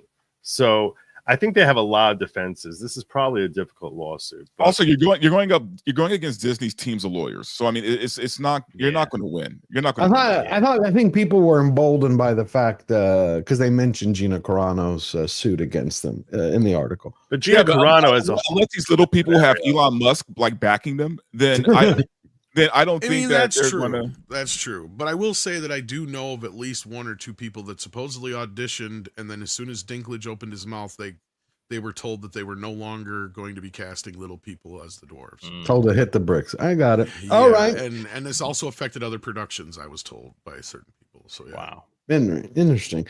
Aaron Charman for £5, wishing Mama Slayer happy birthday and happy Mother's Day to all mums in the UK. Happy Mother's Day to all of you. Love my cousins across the pond. Thank you, Aaron. Mark Daly for another $10. RIP Marvel Cinematic Universe. We're going to get to that in a second. Pour one out for the largest multi-movie saga in history. From Iron Man to Endgame, a brilliant series of movies wrecked by wokeness and shoddy filmmaking. You're not enthused by the casting news for Avengers Doomsday featuring a bunch of people from the 90s and some others you haven't heard of. But chairs, platoon, chairs. We're going to show that in a second. Thank you, Mark. Mark Daly in it for another $5. So with Amazon and Pascal in charge, will the next Bond be Timothy? Don't even put that out there. Cynthia Erivo, Dylan Mulvaney, or Nakuti Go. They're going to fucking hire them all now because they're like, hey, Mark just sent this. Thank you, Mark. I don't know. I hate to give Pascal any sort of fucking credit, but I was talking to you before the show about this, George. I wonder if Amy didn't pull a coup de grace, fucking she could have sulky like she got done to her. And this shit, because this is all seeming to stem from Bond being the big deal. Yeah. I don't know if you plan on talking about it. I am. We're going to talk about it in a minute. We'll hold that. Hold that. Yeah, because the friend. Anyway, we'll get to it in a second. Mark Daly for another $5. Smoking cigarettes in theaters was banned for fire hazard, not a health hazard. Was it? Wouldn't be any better. I don't know why. It wasn't. That's not true in the UK, but then we have way more draconian anti-smoking legislation than the United States. I don't remember all of that it based really. on lies, by the way, but nevertheless. Seriously? You said more draconian than us? That's hard to. Oh god, yeah, absolutely. Like one of the major reasons for the fact that like 3/5 of pubs shut and almost all the working men clubs and associations closed was because we had an insane woman as the health minister who said, I have commissioned a study that you will all die by breathing in other people's smoke, so no one is allowed to smoke anywhere indoors if it's a public or private organization on pain of fine. I thought you were allowed to smoke in a pub there. Nope. The last I haven't time been allowed to smoke in pubs since 2000 and I want to say 2006, something around that time anyway. I was there in 05. Yeah, don't you dare question the secondhand smoke thing because people will fly off the handle. It's funny because there was another Labour minister who was actually a qualified doctor who said, we don't need to do this. And the woman in charge who was not a qualified doctor said, yes, we do. And so it's what happened. Unbelievable. When you could smoke fucking cigarettes while you were having a baby in the hospital. Oh, you could do all kinds of shit back then. PM, a member for 7 months. Chicken Little. That brings me back. Yes, thank you. The mom for $5. How did Snow White made this much dollars this weekend so far? I talked to the owner of my local theater 30 minutes ago. Only 4 tickets sold since Friday opening. If you go to the theater, I mean, just to watch the trailers, there's going to be nobody else there. It's like your own private theater. Yeah, I know. Thank you, Mom, for that. I really don't know. I think maybe, well, I don't think Disney's spending any more money. Dark Hierophant for $2. The idea works for drive-ins. Yeah, it would work for drive-ins. There's a couple in Texas that I know of, but I just can't see it working in theaters. But it just, again, shows you how desperate Hollywood is. Brian Ogden for $2. I still support They Live. Thank you, Brian. 2 Penny Puppet for $5. Last year, Bill Skarsgård's Boy Kills World was pulled overnight. That was a great movie, but the audience never had a chance to discover it. I didn't know. That was a good movie. I liked it. Yeah, I just didn't know it was pulled overnight. Thank you for telling me that. Blitzen gifted 10 Georgia Giant Slayer memberships. Thank you, Blitzen. Please, everybody, go thank Blitzen. When you thank Blitzen while you're at it, also please say hello to Eric K., King of the Mods, and Lord Thought, King of Human Beings. He is a wonderful person. Thank them all. They're here out of their hearts because they love what we're doing. All righty. Now, Snow White. The New York Times, good friends of Disney's, released the other day that the movie actually did not cost $270 million, but $350, $80 million in reshoots. So by my calculations, unless I'm wrong, that means the film has to bring in, when you add in marketing, $800 million to break even. Is that too much? Because they More or less, yeah. They keep only half of the ticket sales, right? So right. So Yeah, 800 roughly, million. yeah. So that doesn't look like it's going to happen. Anybody? You going on a limb there, George? Yeah, going on a limb there. I don't think it's going to. And you got to add in P&A as well. So you're missing. See, this is the thing, and this is why I go by the rule of 3, especially when it goes with these bigger films, because even though they keep supposedly half the ticket, that's only for the first few weeks. Because every week of movies in theaters, the theaters get more of the money. Gotcha. So Ziegler's career's over, basically. Can we all agree on that? Yeah. Yeah. I mean, look, as far as leading lady, yeah, her career's over. It's done. She's not going to be the leading lady anymore. Can she come back in a smaller part? Yeah. She has to disappear for a while. She definitely has to disappear, at least for like a couple of years. Get the taste out of everybody's mouth. Do some plays, or model or shit, no model. Just do some plays and and then come back and just take some smaller parts. Yeah, she needs to stay on Broadway for a little bit. I think that's what right now. If you had a choice and you're shooting a film and your only 2 choices were Rachel Zegler and Amber Heard, who would Amber Heard all the way. Yeah, do it, right? That's what I'm saying. I agree with you. I agree with you entirely, Verbal, and that's my point. That's my point. That's my choice. I'll tell you why. I'll tell you why, because Amber Heard has never purposely sank a film. Yeah. But you got to get Rachel Zegler to learn to keep her mouth shut. That's the number one thing. You got to get her PR team together, and everybody's got to understand she's liable to say anything at any time. She's got a lot of growing up to do in order to be anything in Hollywood. So if she can't learn how to keep her mouth shut, I wouldn't put her in a movie. I don't care how small the role is. You're not going to be in this movie. And also, I wouldn't say that she doesn't have to. I don't say that she doesn't have, or I'm sorry, I don't say that she has a lot of growing up to do because she's already grown, right? She's a grown woman. I think Russell Brand said the other day that she seems very haughty, that she's sort of people around her feed into her ego, and she's developed an incredibly huge ego and bought into everything that she said. So I don't think that she has some growing up to do. I think that she needs to be ego checked. Her ego needs to be checked 100%. Because right now she does have an enormous ego, which caused her to just do and say whatever she wanted. And, even though someone told her, hey, you can't say that, she stood her ground and was like, you can't speak to me that way. Probably having a back and forth with the producer, telling her like, hey, you're going to sink this film. I guess that's what I mean by growing up. So it didn't really matter to her. What I mean by growing up. It didn't matter to her. So, she does need to have her ego checked a little bit. No, she's done fucked her career. She's an immature actress. She's an immature person. She doesn't understand that she had you were basically sinking hundreds of millions of dollars by throwing out that free Palestine bullshit. Like you're literally sinking everybody's work, everybody that had worked so hard. And when they go to you and tell you, hey, take it down, and you say no, and you stamp your foot and you act like, all right, chick, you obviously don't understand what's at stake here. She's very immature. is what I Well, meant. How come Disney didn't force her? And Amber Heard is fine as long as you're not fucking her. I mean, she works. I'd be careful if you have a bed around on the set. I don't know. No, I mean, from what I've heard about Amber Heard on set, she's fine on set. Like she's not that hard to work with. And that's what I'm saying. If I had to choose between her and Rachel Zegler in a heartbeat, I'd choose. I choose Sydney Sweeney. Well, who wouldn't? But I'm just saying. Well, yeah, I mean, the choices were Amber Heard. I know, but I'm picking a third option. Anyway, we also had the Marvel before we jump to Tesla, because I really want to cover the Tesla terrorism. 5 hours and 27 minutes, in case the audience didn't realize this. 5 hours and 27 minutes. This is what everybody which is what I everybody sat saw. through the whole thing. You did? I did. Yeah. So we're going to speed ahead. They show you like 15 minutes. They drop a chair, a director's chair with a name on it. Chris Hemsworth. And then we go through this for 5 hours. And we finally get to... Where the hell did he... Oh, there it is.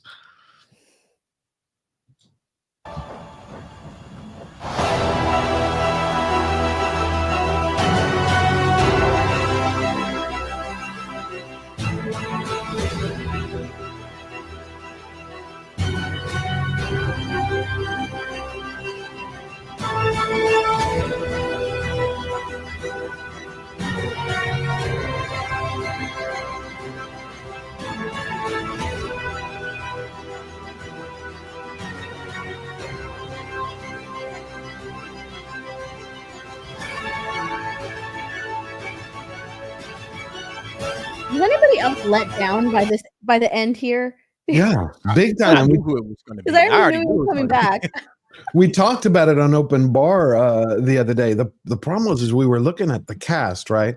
And this is just the cast that they've announced, not the cast that has been announced and the ones we've talked about, because you're going to have supposedly D'Onofrio and, you're going to have Kingpin and Murdoch and supposedly Punisher. And now they were talking about She-Hulk is going to be in it last night.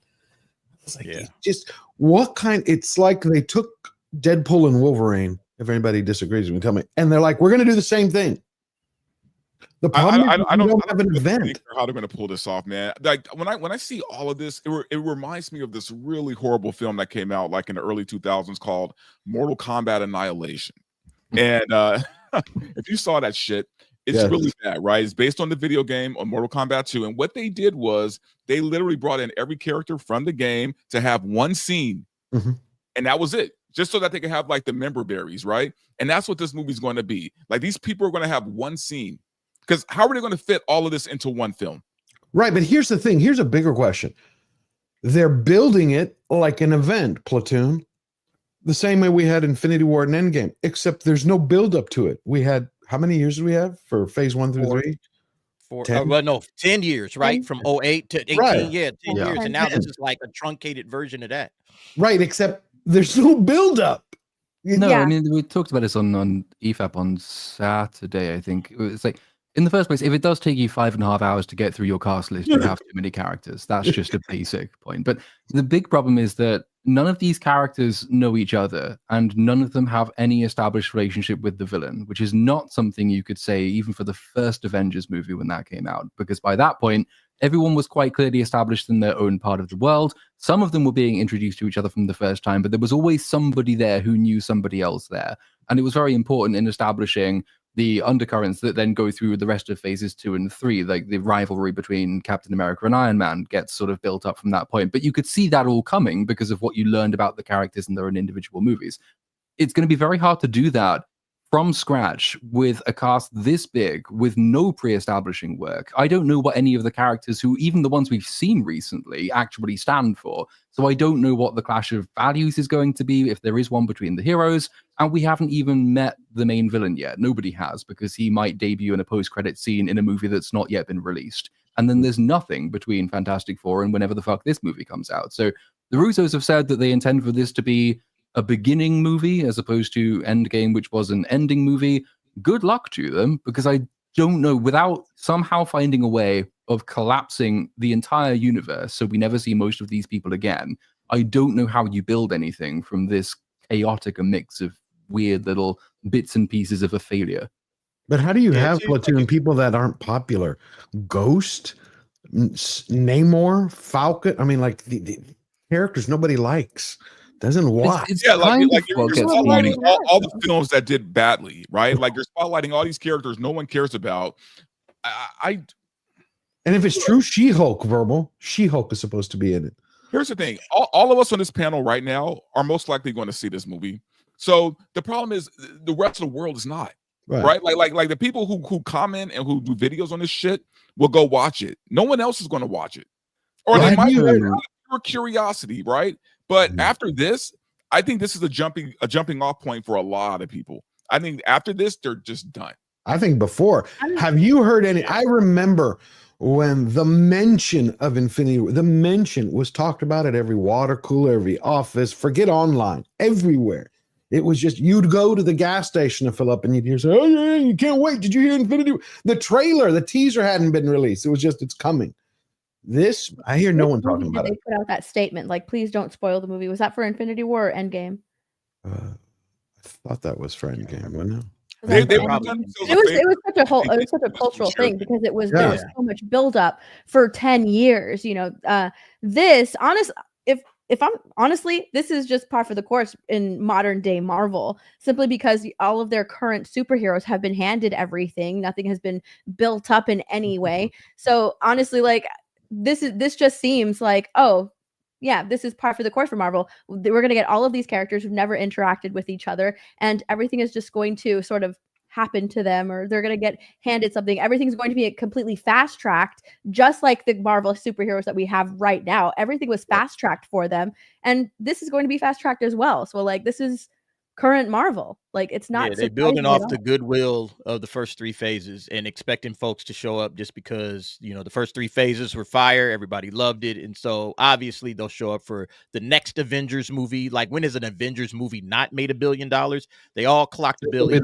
This one will as well. That's what Marvel is banking on. We brought back the Russo brothers. We brought back Robert Downey Jr. Yeah, but how much is this movie going to cost?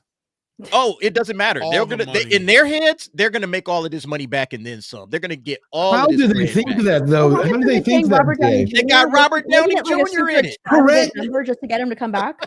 Except there's no excitement building to it. There's no. I agree with you, George. What I'm saying is this is the thinking of this is the thinking of Kevin Feige. It was his idea to bring back Robert Downey Jr. The Russo brothers said that.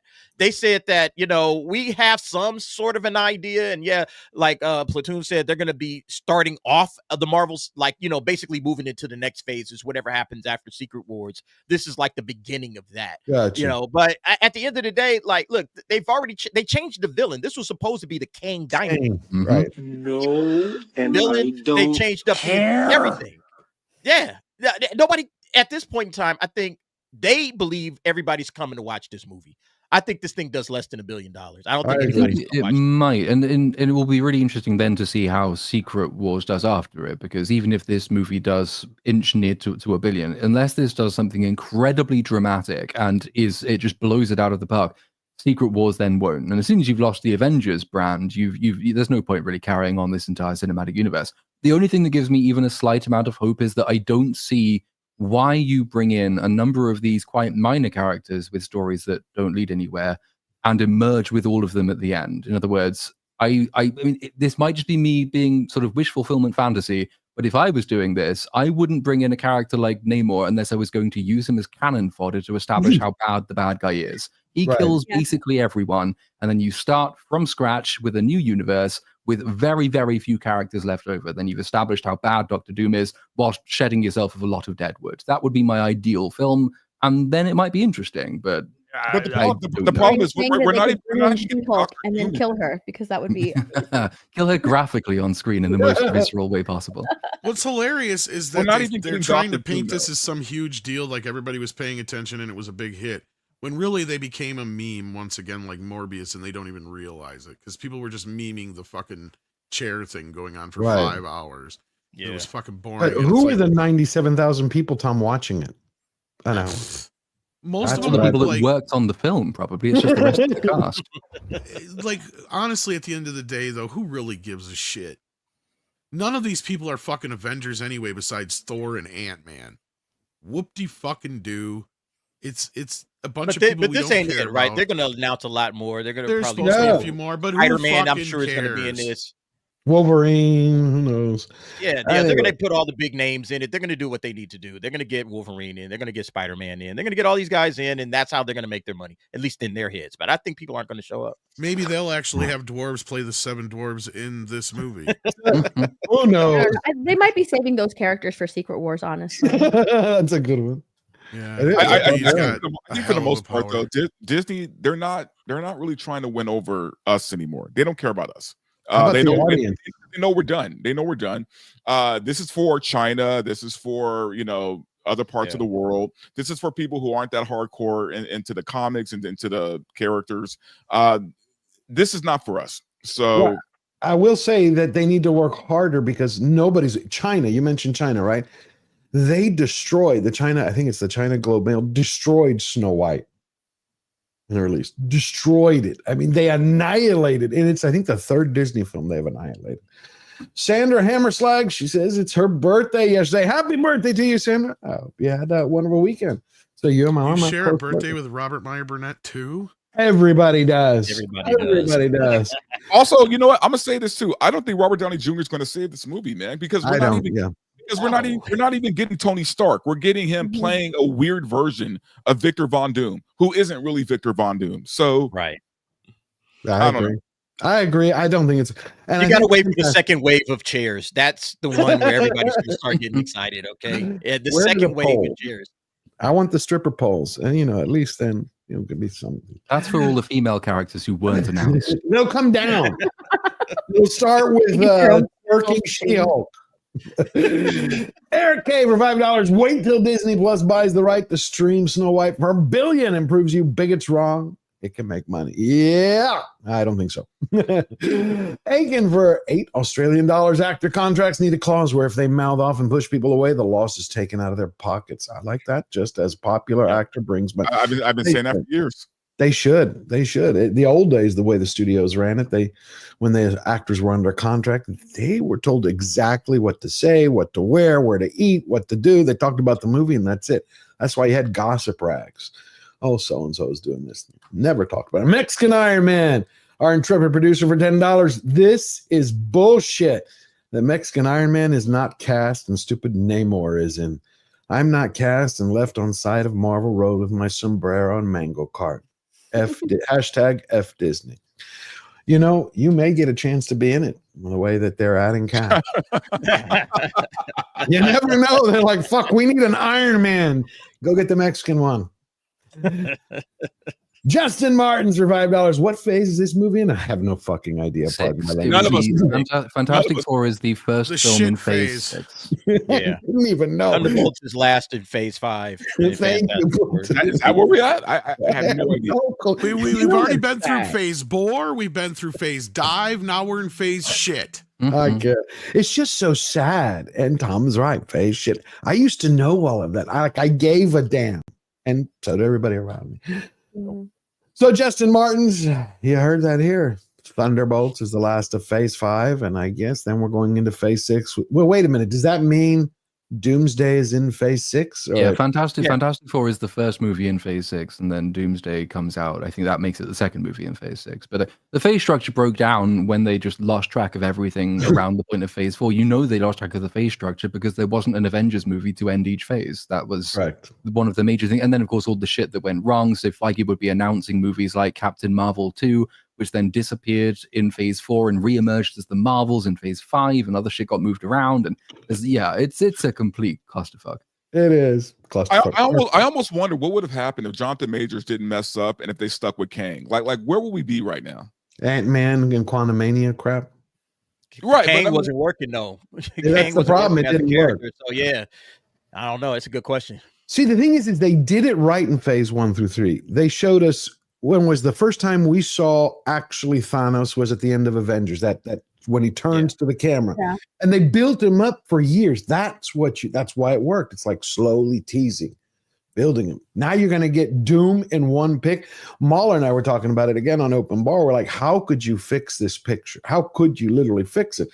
And he said, well, just basically tell the story of Doom, how Doom became Doom, and then fucking have him kill everybody in the end, except for whoever's left, for Secret Wars. I don't know. What do you think about that, Platoon? That'd be a way to fix it. Yeah, I mean, any movie that kills the new Captain America is okay by me. But just like as many of them to die as possible, please. Yes, thank you. But I like that idea. You know how you fix it? You make a movie called Iron Man and you have it star Iron Man. And then you have a movie called Captain America and you have it star Captain America. Then you make a movie called Thor. You get the picture here? Yeah, this is the problem. It's too much of a who cares anymore? Like, I could give a fuck that Robert Downey Jr. is going to be Doctor Doom. I really would like to know how many normies are excited about Downey Jr. I really do. I haven't heard anyone. Doctor Doom is one of my favorite characters in the Marvel Universe, but I could wait a minute. Aren't they showing him at the end of Fantastic Four? They might be. We don't know yet. So fucking what? Well, they would have to. Okay. Patrick Robinson for $5. I love how everyone is talking about the Minecraft movie, but everyone is forgetting that the Until Dawn movie comes out at the end of April. I didn't even know that.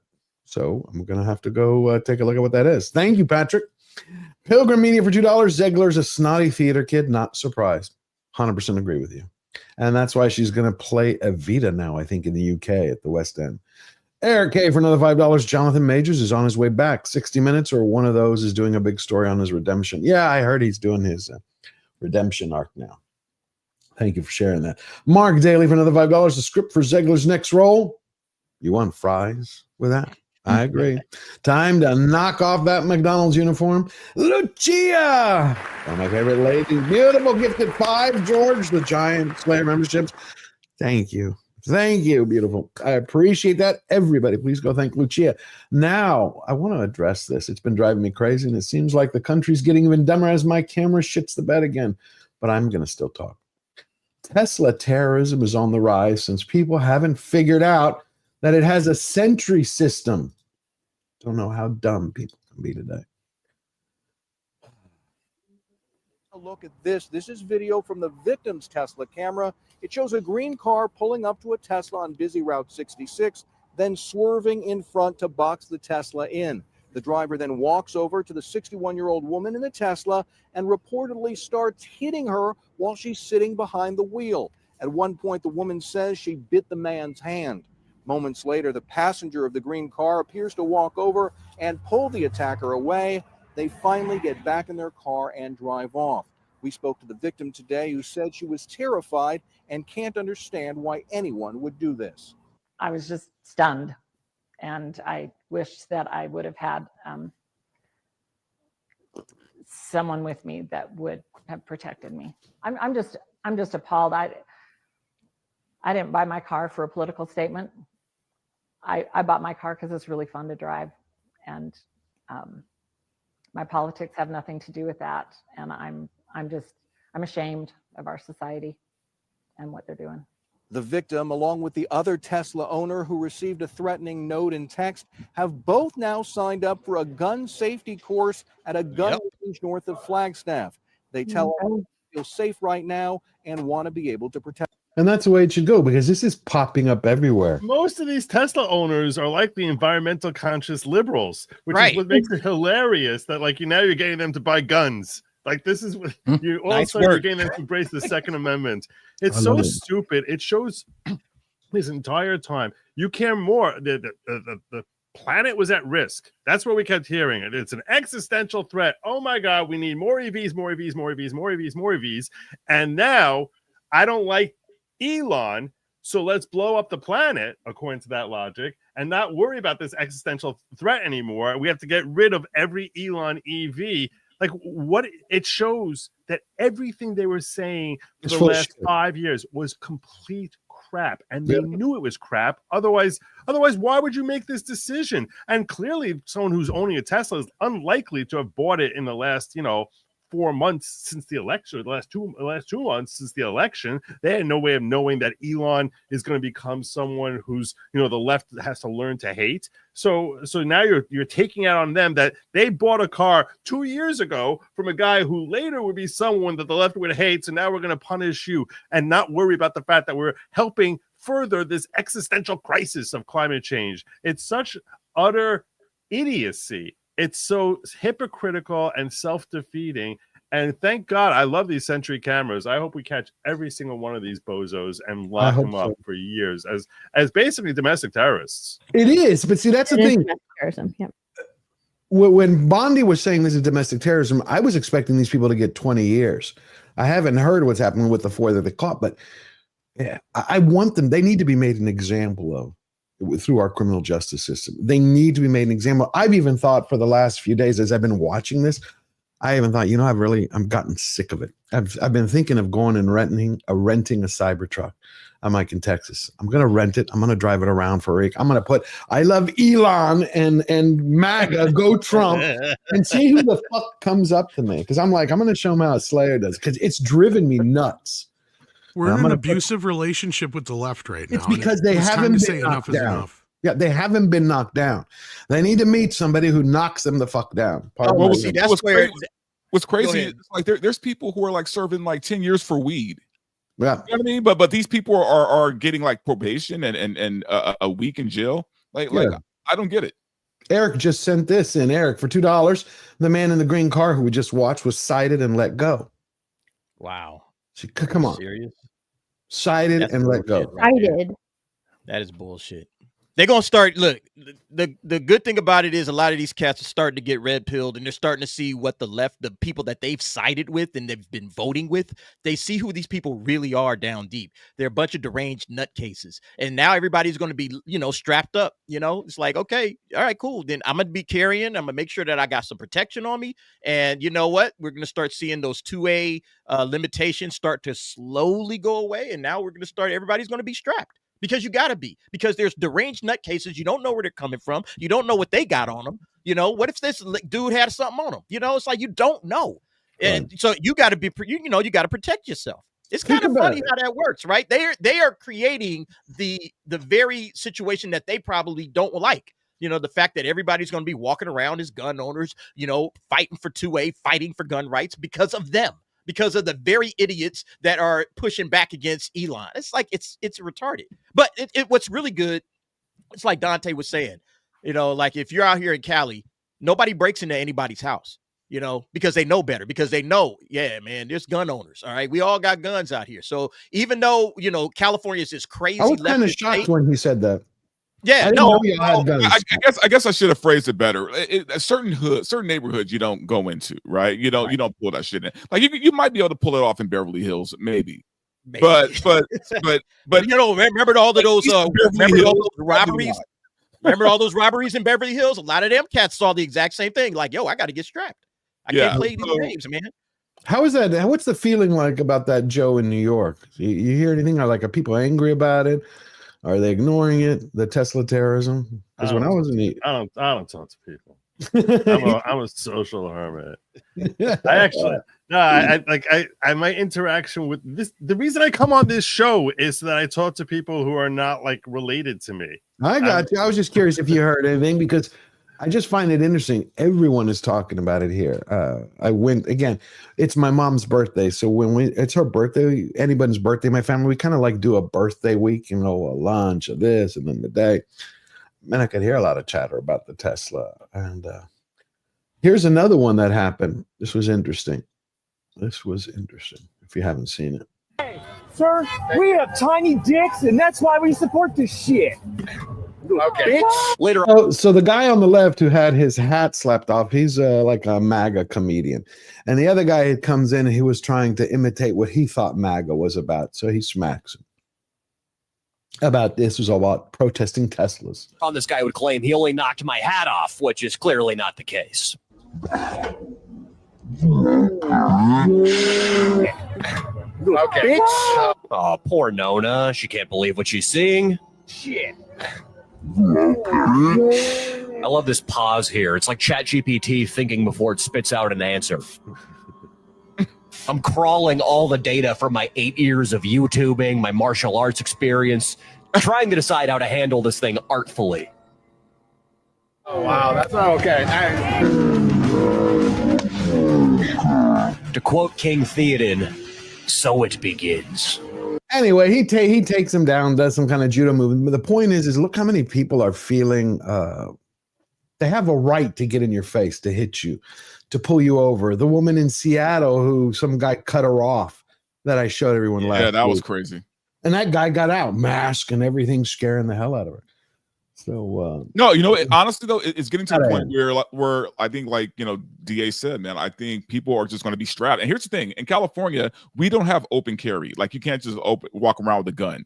But people are going to start doing it, man, or keeping it in their car or something. Because I always have mine here's the with thing, me. if you own a Tesla, you can honestly tell the judge, I felt my life was in danger. Yep. Just by owning a Tesla, you could tell a judge that now. I'm always strapped when I go out. Always have my 9 on me. Always. They feel so empowered to do this because they haven't really dealt with any consequences the last few years, right? They've just completely gotten away with this type of behavior in the past, which is why they feel like they can just go in front of you and assault you in your own car because you own a Tesla. They've been told for years and years and years that they pretty much, have the correct opinion, and they've been encouraged almost by our government to do this type of behavior. So yeah, they completely feel empowered to go up to somebody and smack them over the head or go key their car because they have the correct opinion as per our government. And even now, they're still saying crap about Elon Musk and Tesla, encouraging them to hold these protests. So yeah, if the government and the Democrats are behind this, they're not going to stop. No, they're not. That's why I said people are going to also have to do it until we start seeing the results of Pam Bondi and others giving these. I think the only plus in all of this happening, though, is people who have been moderate for a very long time on the left. They're starting to see how crazy the left really is. That's That's the only plus in this. It's like, That's what I was saying, I think there's going to be a lot more defectors. Yeah, there's going to be people who still don't agree with what Trump is doing, but they're going to see the crazy side versus the sane side, and they're going to have to make a choice. Right. So everybody in the chat, if you want to see me rent a Tesla, put a 10 in the chat. If you don't, put a 9. I like 10. It's my favorite number. But is that happening in Texas, though?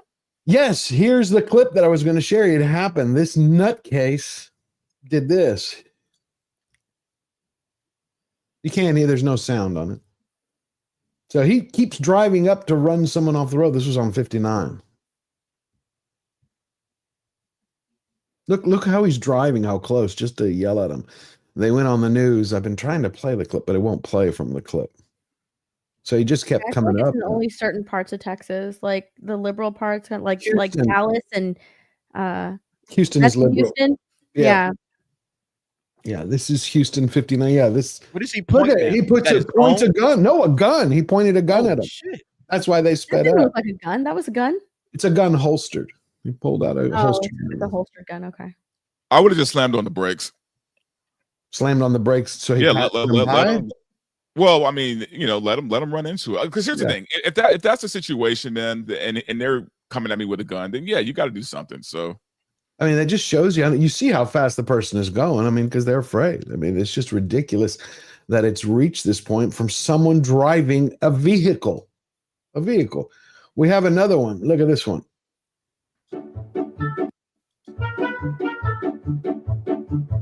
Just cutting up the car. What is she doing? Cutting it up, writing Nazi on it. Wow. Could you imagine if you paid it like how much is the Cybertruck? Is it 80 grand or 90 grand? I think it's a lot. It's not some, yeah. I mean, and then someone just comes along just because they feel like it.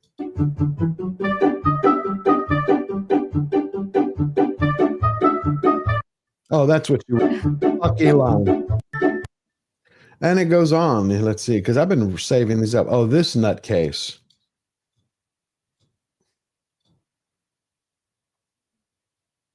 So the fact that they're getting out of the car, that's the next step that has not unnerved me, but changed the situation. It's not someone, waiting while you're in a parking lot. It's people are now getting out of their cars to confront people. And to damage their vehicles. Correct. Like look at how smug she is. She's completely smug even when she comes out of the car. Because she's like, I hold the right opinion and you do not. Yeah. And the thing that all these people, they're getting out of usually quite expensive, at least upper middle class, very big family cars, and they all look very, very well put together. They probably work reasonably high paying jobs and they drink like soy milk in their latte and they're like the people you least expect to be engaged in acts of political violence, but they've become so caught up in this moral fervor that they are now committing the kind of acts that if it were like a rough looking person, like a redneck looking type getting out of a truck, he would be arrested immediately and there would probably be armed police. But there's the class element that always comes into it. We have it in this country as well, where because these people are seen to be fundamentally good and well-mannered and well-behaved, because that's what social convention teaches us, they must have meant well. It was just a brief moment of madness, but they're fundamentally decent people, so we can let them off because they're not really a risk to anyone. And that's exactly the kind of, well, we call it two-tier policing, that allows this kind of thing to spread because people respond to incentives, and these people have no disincentive to act at the moment. So you're facing that now in the UK as well, and it's about to crank up, isn't it more? By what I was listening to Starmer talking about the other day in the courts. Yeah, I mean, that's a slightly different one because that's where the sentencing guidelines now basically say that we will take account of people's race when determining whether they should go to prison. In other words, if you're a white man and you commit a crime, you can be banged up. But if the court sees that you're a male from a minority or you're a woman from a minority, you will get a lesser sentence, which is incredibly bad. And the elected Labour government said, we don't even we don't like this, which is quite something. But the Sentencing Council, not being beholden to a government, is upholding its independence and so pressing ahead with its rampant racism. But the closer analogy, though, is that obviously we have a lot of Extinction Rebellion, Just Stop Oil type environmentalist protests, the ones who go around throwing soup on paintings and shit and spraying orange paint, which is derived from oil, on government buildings. But whenever they get arrested, as happened, I think, quite recently in Bristol, kind of the same thing that happens in your country happened here as well. The judge basically let them off by saying that they had a fundamental right to protest because their cause was just. And the government has signed up to its net zero commitment. So really all they were doing was telling the government to do its job. And that's fine. But if you're a football hooligan type who goes on the streets to say we don't particularly like mass Muslim immigration into the United Kingdom, you will be surrounded by police instantly. Which gives the impression correctly that there are two tiers of justice in the country. One is for seemingly polite middle class people who actually commit, these days, probably more social terrorism than the right does, and the other tier is for the underclass, the typically oppressed, tracksuit wearing white male. I just never thought the UK and all my cousins over there would ever stand up for the fact that they will be allowed to be jailed or sentenced based on their skin color, worse than another group in the country. Listen to this. I couldn't believe Starmer actually disagreed with it, like what Whispletoon was. Well, I'm disappointed in this response, and the Lord Chancellor is obviously continuing to engage on this, and we're considering our response. And all options are on the table, but I am disappointed at this outcome, and now we'll have to consider what we do as a result. Well, let's cross live to our political editor, Christopher Hope. Now, it seems to me, Chopper, that the politicians want the Sentencing Council to change their direction here, but they're not willing to legislate to do so. They're in a bit of a war of words here. Yes, they are. Hi, Charlie. Hi, Nana. Welcome to Huddersfield, where it's pretty cold up here. I've been talking to the Prime Minister moments ago. I asked him twice, will you just scrap the Sentencing Council? It's a quango. You have the power to scrap it. What you don't do is have the power to overrule it. And frankly, the judges now are looking back at the elected politicians here, both Sir Keir Starmer and Shabana Mahmood, who is the Justice Secretary, and saying, I'm afraid to say, these are what's going to happen. And from Tuesday, this is what will happen. Judges will prepare pre-sentencing reports where necessary. And if someone is of ethnic, cultural, or faith minority, or a young person under 25, or a woman, or a pregnant woman, they will get a special sentencing report. Normally, those pre-sentencing reports do mean that the sentence is mitigated, that time is taken off for a jail term, for example. What it means, though, is that white men are going to be treated a lot tougher by judges from Tuesday compared to other groups in society.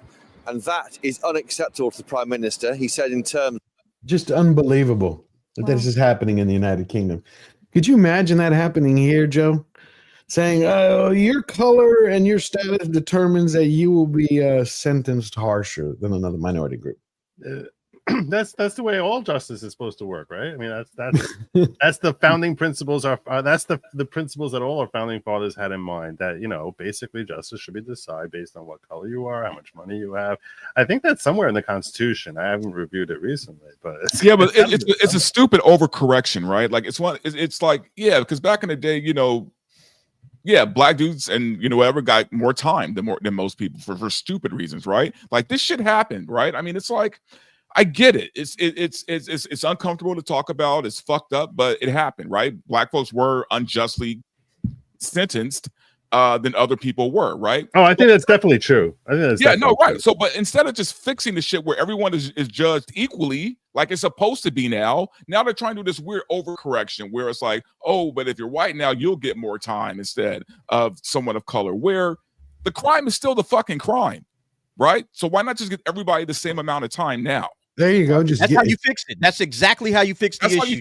Just everybody's the same now, all right? We're not looking at skin color. We're not looking at race, gender, blah, blah, blah, whatever. We're just looking at, okay, here's the crime.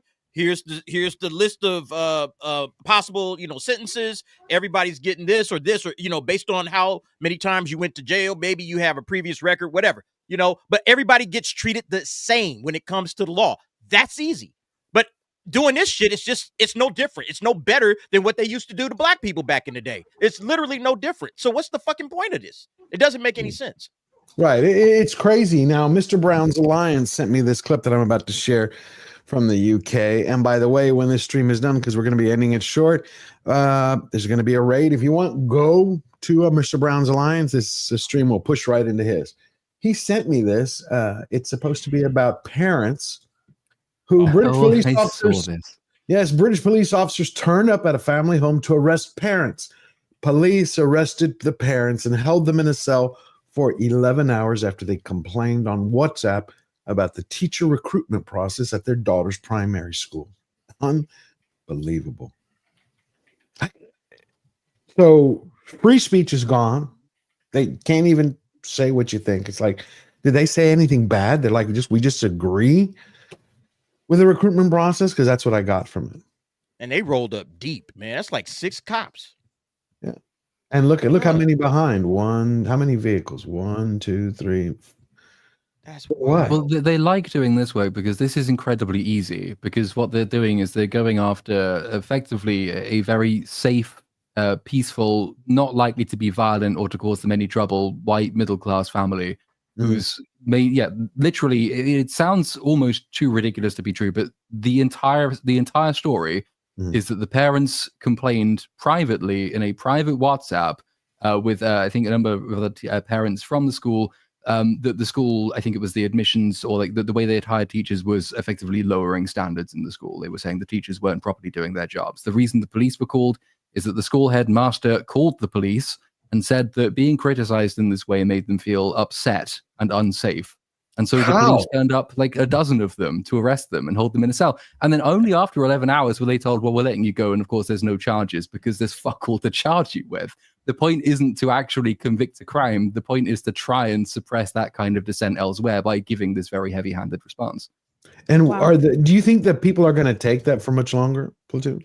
Like, it's a dangerous game to play, because the more you make it very, very patently unjust, and the more you seem to suggest that there is no legitimate democratic means to change course, the more frustrated people are going to get. Now, that will probably result in the first place in the more behaviors like this from the police. Again, the point of this is deterrence, which they otherwise claim they don't believe in as a judicial philosophy. The point of this, though, is deterrence against any class of people that might be motivated to take to the streets angrily, as we saw after the Southport stabbings. Because they very, very, the entire public order policing model, which is the one that this country runs on, is entirely devoted to maintaining community cohesion. And that principally involves telling potentially angry white people that they're not allowed to go and protest. Anything like this, which makes it seem like they'll be slapped with fines or stuck in prison, makes it less likely they'll do it. But eventually that stops working. Once the state massively exceeds its authority, once people start losing the fear or get so pissed off that the fear overrides their concerns, then they will take to the streets, and they will be much angrier than they were if you just addressed the problem at the beginning. Because to go back to the point about... That's the line. That, to me, is the line. You can't to go back cross to the that point one. about Keir Starmer, like the sentencing guidelines, which are just embedding racism in law. That's a quango. It's a non-governmental organization, but it's set up by government legislation. The government, at any time it likes, can pass legislation which dissolves that body. So whenever the prime minister says, "I don't like it, I don't agree with it," he can stop it if he wants to. It just go to the House of Commons, pass a law that ends the sentencing council's mere existence. He can do it. He won't do it though, because quite a lot of people in his party quite like the idea of being racist. I want to ask something because Joe's got to get going real quick, and we'll get back to the UK. How do you think about the situation with Trump and these district court judges? They've been driving everybody crazy in Houston. And I just saw this morning, let me pull it up. This morning, I saw that the president, where did that link go? It's right here. The president, here we go. Here, Truth Social. There it is. The president released this on Truth Social. I wish he'd go back to Twitter. I hate Truth Social. It just drives me nuts going back and forth to 50. He released this. People are shocked by what is going on with the court system.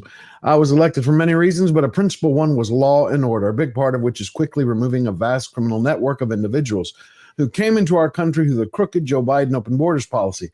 These are dangerous and violent people who kill, maim, etc., and many others harm the people of our country. The voters want them out and said so in record numbers. It's up to District Court Judge Boasberg and other radical left judges. Nobody would be removed.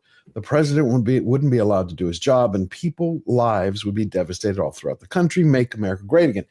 And then 20 minutes after he posted that, you had Supreme Court Justice Gorsuch's clerk replied to his Truth Social. It was interesting with this. And he said, please revoke Judge Boasberg's security clearance. He has demonstrated he cannot be trusted with secrets. And he goes on to explain, everything that Boasberg has done. So where do you think this is going to end up? Any idea? You think Trump is going to win in the end? All right. So this is a really interesting question. I personally am of the belief, and I was actually, I don't know if you know, I was on Culture War on Friday with Tim Pool. And I had a whole debate with a lefty there about the constitutionality of these orders. It was mostly about Mahmoud Khalil and the constitutionality of removing him. But the reason I bring that up is because one of the things that came up during the course of that conversation was the question as to these orders, similar to what you're asking now, as far as the constitutionality of them. And I don't understand the argument that Judge Boasberg and many of these district court judges are implicitly making when they come out and start creating federal policy, that they hold dominion over a very, very small segment of the country, and they act as if they're able to implement national or federal policy in areas that the court should have absolutely no business interceding in. I mean, we saw with USAID, for example, that you have a Rhode Island judge. So what's he covering? Like a quarter of a percent of what this country is land wise, and maybe thereabouts population wise, and he's issuing a mandate that USA has to keep spending money across the country and across the world. And and he's all of a sudden has that dominion over that and that type of power, which I don't think anyone, certainly when we drafted the Constitution, there was no such thing as the district court. Right. That was the only court that the Constitution calls for is just the Supreme Court. There was no such thing as a district court. To say that he can override there are thousands of these judges across the country, that any one of them have the power with the swish of a pen to just implement or forestall federal policy seems so far out of their lane as to what is constitutionally viable that, to me, these orders themselves are illegal. I was expressing on the show the other day about how if this black letter statute, which says A, and now and a judge were to come out and say the exact opposite, he would read it and say, well, I read black is white, white is orange, and orange is a color that my face can change every 30 seconds. Mm-hmm. So if that's what if some judge writes that and completely inverts what the actual words of the text means, that's actually an illegal order. He's violating his powers. He's violating what he's supposed to be doing, and he's ignoring what Congress has directed in the statute, or what our founding fathers or earlier generations have put down in our Constitution, and saying, I'm going to ignore what's actually the written law, and I'm going to implement some order here, which really utterly disregards it. I'm not overriding what the law says. I'm just reading in a way that is completely inconsistent with English language. That is an illegal order. And in theory, if that were to be affirmed by the circuit court on appellate review, and they say, oh yeah, we agree with that lower court, that still would be an illegal order. And in theory, that could even happen if the Supreme Court were to say, yeah, we're going to read this exact opposite of what it says. That still would be an illegal order. The question comes, what is the proper and healthy response of a president in that scenario? And Donald Trump, to his credit, has shown tremendous patience, because he could have said what other presidents have said in the past. What President Andrew Jackson told the court, what he told the court in the past is, it's nice you wrote your decision, now go enforce it. Enforce it. Yeah. He knew they couldn't. Now Jackson actually said that historically in a really ugly context. Like he that was right before he was about to abuse a whole bunch of Cherokees and make them march across the country. But the point of the matter is, the court itself doesn't have any power to enforce these orders. It's up to the executive branch to say, we respect this court enough that we're going to follow it, even though we're the ones who theoretically could just tell the court to go jump in a lake. Trump has not done that. Quite the opposite. What he's done is he's at least paid lip service to the court, even as he's tried to circumvent the orders by reading loopholes into what they're saying and trying to find these loopholes. He's been allowing the court to maintain its credibility, even when they're giving what I would call illegal order after another. And they're illegal because you have some guy from Rhode Island saying, I'm setting the precedent, the policy for the whole country. You have Judge Boasberg, who's up in D.C., saying what has to happen with 5 people who are in Texas. It's totally out of his jurisdiction, and he's directing where military planes are supposed to go, when the only person who has control over military planes is the executive branch, and there's no power or authority for a district court judge to be telling him where those planes are supposed to be flying, or to start dealing with international affairs and treaties or negotiations that Trump has and that the executive branch has exclusive domain over, and start willy-nilly deciding what's going to happen there. All of these things are one after another. It's one illegal order after another. And Trump has kept us from having the constitutional crisis that the left is continually screaming about. But aren't we in one now, though? Really, aren't we in one by having these judges? The only reason we're not is because Trump has been pretending that these orders actually have some sort of merit, and trying to act as if he's respecting them. They're like, but doesn't that give them more power? I mean, shouldn't he be doing the opposite and saying this is the law? The real culprit is Chief Justice Roberts, because what he should have done is he should have sent out a memo to all the judges across the country. Stop issuing these TROs, which are only supposed to be for drastic relief in emergency circumstances, and not supposed to be to help people get money, because you're not even allowed to issue a TRO or any sort of injunctive relief to help someone get money. And stop issuing these TROs that are affecting federal policy. It's beyond the scope of the law. And that's what that's what I and a lot of other attorneys on the right are hoping for. But I will caution you all that I have concerns as to whether or not they're going to do that. And the reason I have concerns, the reason I'm not 100% confident that will ultimately happen, is because there was a scenario for this to happen back in 2018 in a case called Trump v. Hawaii during his first administration. You guys remember? And sorry for going off here, but was that the one with the judge who did the Muslim ban? Yes, very good. Remember. Yeah, I remember. Yes. So Trump v. Hawaii. Those you may recall from his first administration, when Trump implemented the same ban on 7 countries that Obama had, that they called all Muslims. of a sudden it became illegal and racism when Trump implemented it. And Hawaii sued Trump to try and stop him from being able to have that ban on those countries. And the court ended up basically finding in Trump's favor that he had the power to do it.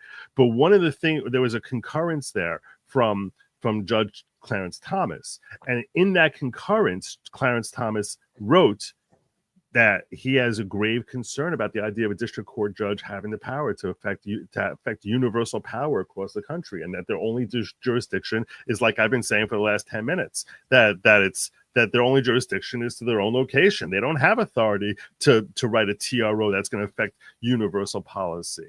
And then what bothers me is that should not have been a mere concurrence. A concurrence means the whole group, enough of us who are the majority, agree with this.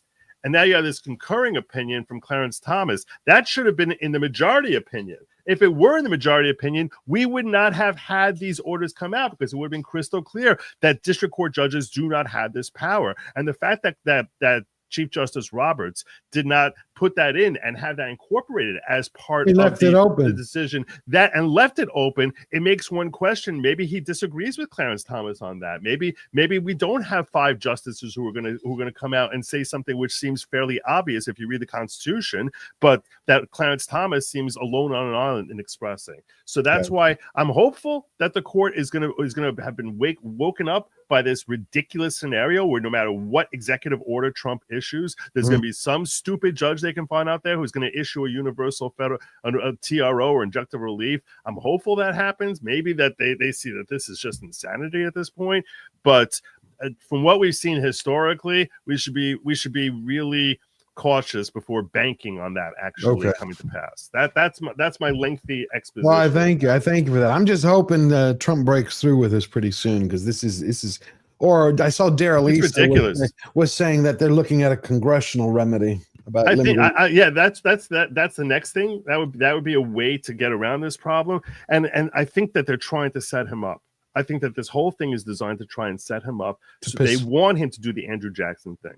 And that way they're hopeful that will be able to get him impeached and get a conviction in the Senate. That if he tells the Supreme Court or some other court, go jump in a lake, I'm not following your stupid order. That the rhinos will join with exactly right. That the rhinos were joining. This is all a trap that he's been very artfully dodging. And basically, and showing deference to the court, even though the court has displayed complete disrespect for itself. I got you. Well, I appreciate you sharing that, and thank you again for joining us. Thank you, my brother. Thank you, my brother. You have a great day. And happy birthday, Mama. Oh, thank you. I'm going to pass that on to her. And now we also have DA. He has to leave us, and then we'll wrap up our last subject. DA, you there? So you can tell everybody where to find you, what you have coming up next. Well, we'll get DA back in a second. What do you think about it? It's like Platoon. What does everybody think? It's like the same crap that happened in Brazil is starting to happen here, the way that you had Bolsonaro there, where everything is being run by the Supreme Court and by judges. It's like we're starting to get that same thing here. Are you having that in the UK there, Platoon? Yeah, definitely. I mean, we kind of went out of our way after the Blair government got in to try and change the way the government and the judicial, because we don't have a separation of powers in this country. So historically, the House of Parliament and particularly the House of Lords was our Supreme Court. And Tony Blair looked at it and thought, well, that's worked really well for several centuries, so let's get rid of it. And instead, we decided that we will create a bunch of other courts outside of the House of Commons, over which the House of Commons has questionable jurisdiction, which creates these bizarre situations where you get over and over again completely unelected, unaccountable judges telling Parliament what it can and cannot do, even though Parliament is the place that makes the laws. Brazil's an interesting counterexample. I mean, it's almost, I'd probably say Argentina is more close to that, just because of how entrenched you have this permanent governing class of Peronists in Argentina who run the country to the ground for centuries, and they control every single institution in the state.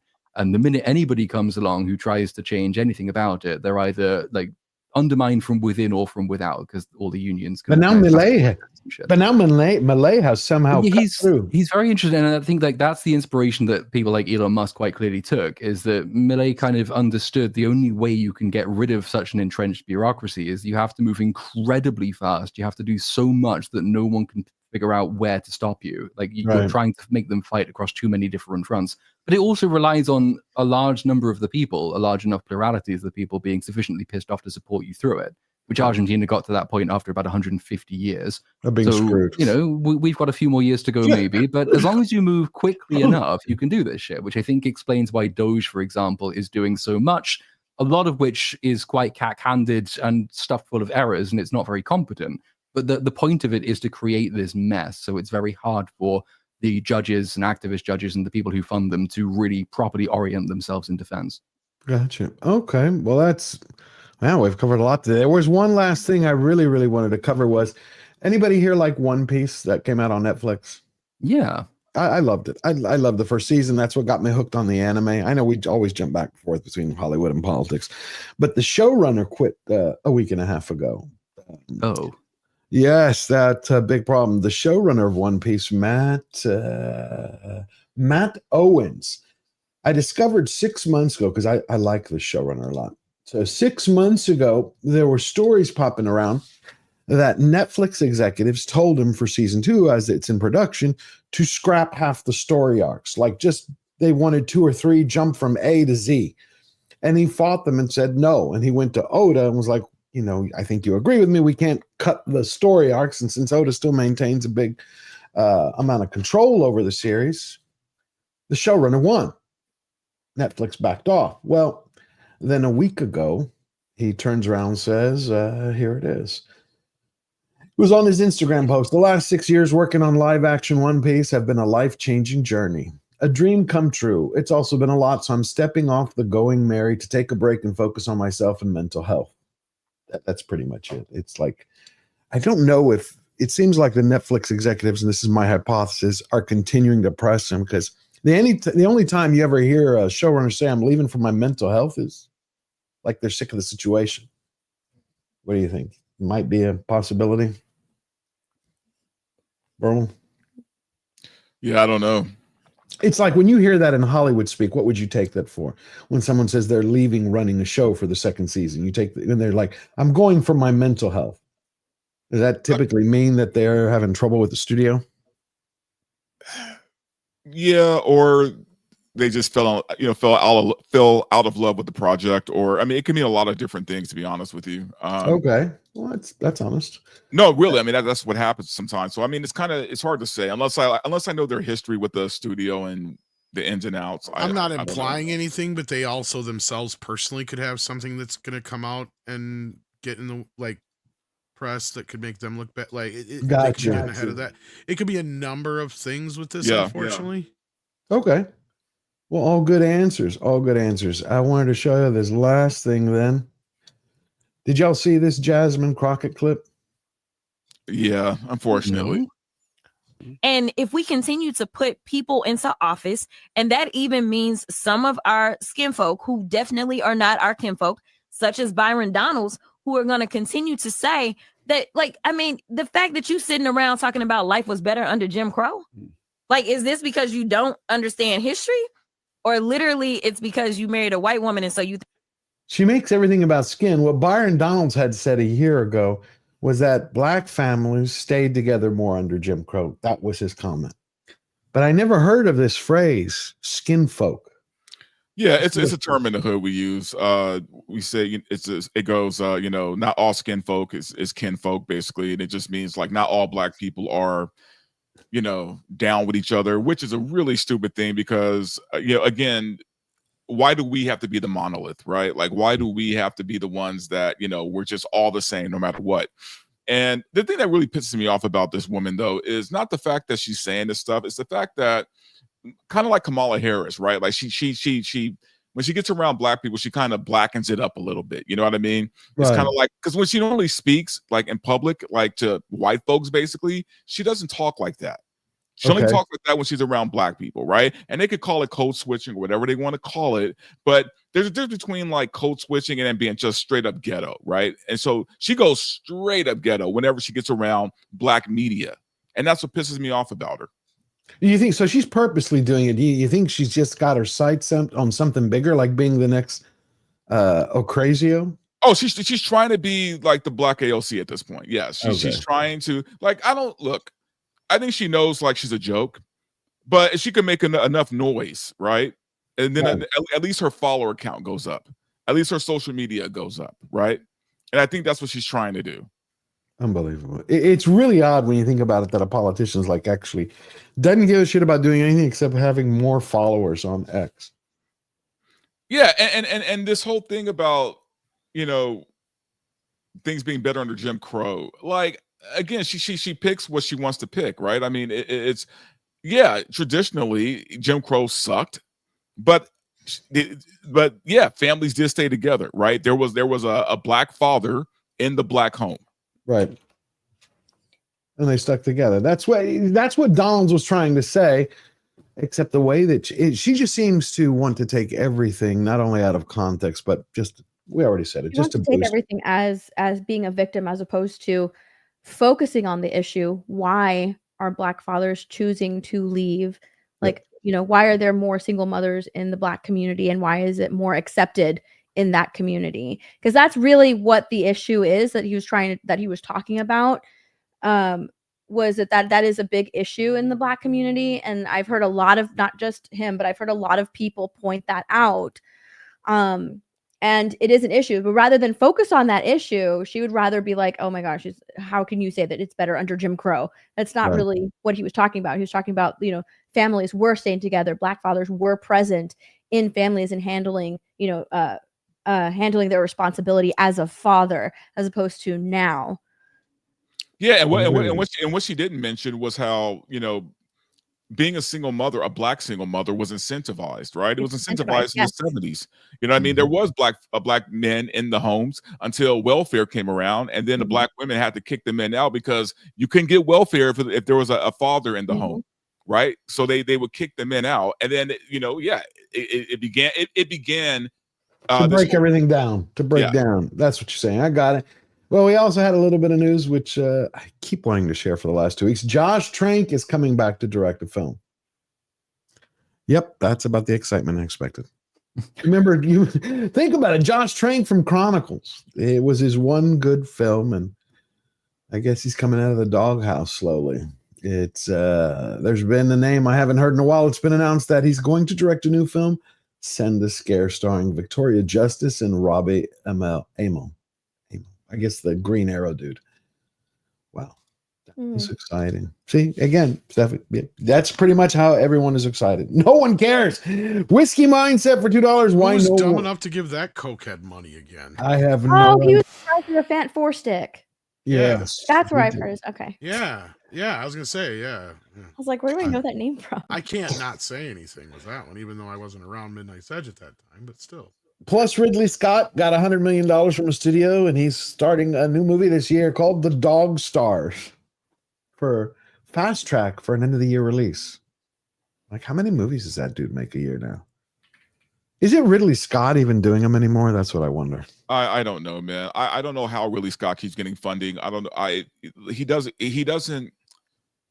pull in what he used to. He's not the same guy. I don't know why the studios stick with him, but or maybe Gladiator 2 did better than I thought.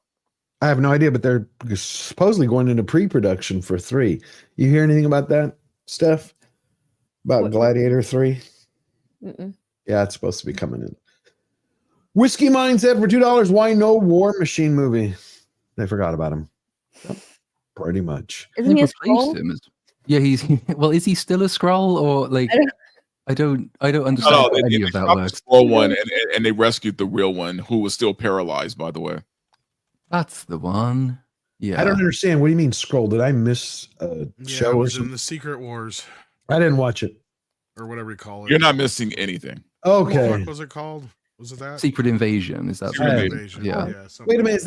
Is that the one where I saw a clip where some woman was a super alien? Yeah, it's Daenerys from Game of Thrones. She has all of the powers from everyone, and somehow that's one of the least broken things about that entire show, because like that does so much damage to everything in the MCU, which I think is why they've just pretended like it never happened, much like the audience did. And Nick Fury was in it, right? But he wasn't. Oh, yeah. But he was one of these things. Well, no, he was fighting against them. But they conjured him into being a wife that has never been shown or mentioned before, basically solely in order to portray him then as a shit husband. They gave him a new wife. But his eye was still scratched out by a kitty cat. Yep. Yes, that's still true. I can't believe it. Wow. Eric K for $5. Elon owns 14% of Tesla. The rest is in everyone's 401k. That's good to know. Thank you, Eric K, King of the Mods. Steel leg of history for $5. I might need to turn my new fake like into a RoboCop leg. I get asked if I could. It might be time to. Well, cool. Let us know, and you be blessed, my friend. Always great to see you. Go check out Steel leg of history. Come on, we got to get him to 1,000. He's got a great channel. He plays video games, and he does it with panache and style. Man of War 665, Neighbor of the Beast for $6.65. Happy birthday to the illustrious Mama Slayer. I'll pass it on, my friend. Of course, it'll be amazing. After all, the Greeks invented birthdays, or so they keep telling me. We fucking did. You remember? We did everything in the world, and then we fucking went to sleep. That was pretty much it. It's what I told somebody a few years ago when I first wrote my book. I was being interviewed, and they're like, "So you write a lot about Greek culture in here?" Yeah. They're like, and they looked at me, and they had that face like, "What the hell happened to Greece?" And I was like, before you ask the question, we gave the world everything: mathematics, philosophy, first computer, and we're like, we're done. We're going to sleep. And that's pretty much it. It's Phobos, my brother from another mother, for $2, introducing the new Tesla auto turret. Oh, that would be beautiful. That does seem like the logical next step, right? It's just like, why you don't need people to carry their own guns if you just build them into the Tesla. Just auto shoot anyone who votes Democrat on sight. I agree. You know what? I really am getting close. I think I'm going to go rent a Tesla. I'm going to put a big MAGA flag on it. I fucking love Elon, Doge all the way. Because it's just, it bothers me that people think they can go around and just bully people and just do it. It drives me insane. I knocked the shit out of the bully in my school. Eric Heffelfinger for $10. The immigration into Britain is going to get 100 times worse far faster than anyone realizes. With Trump's crackdown, they're the next best place to go.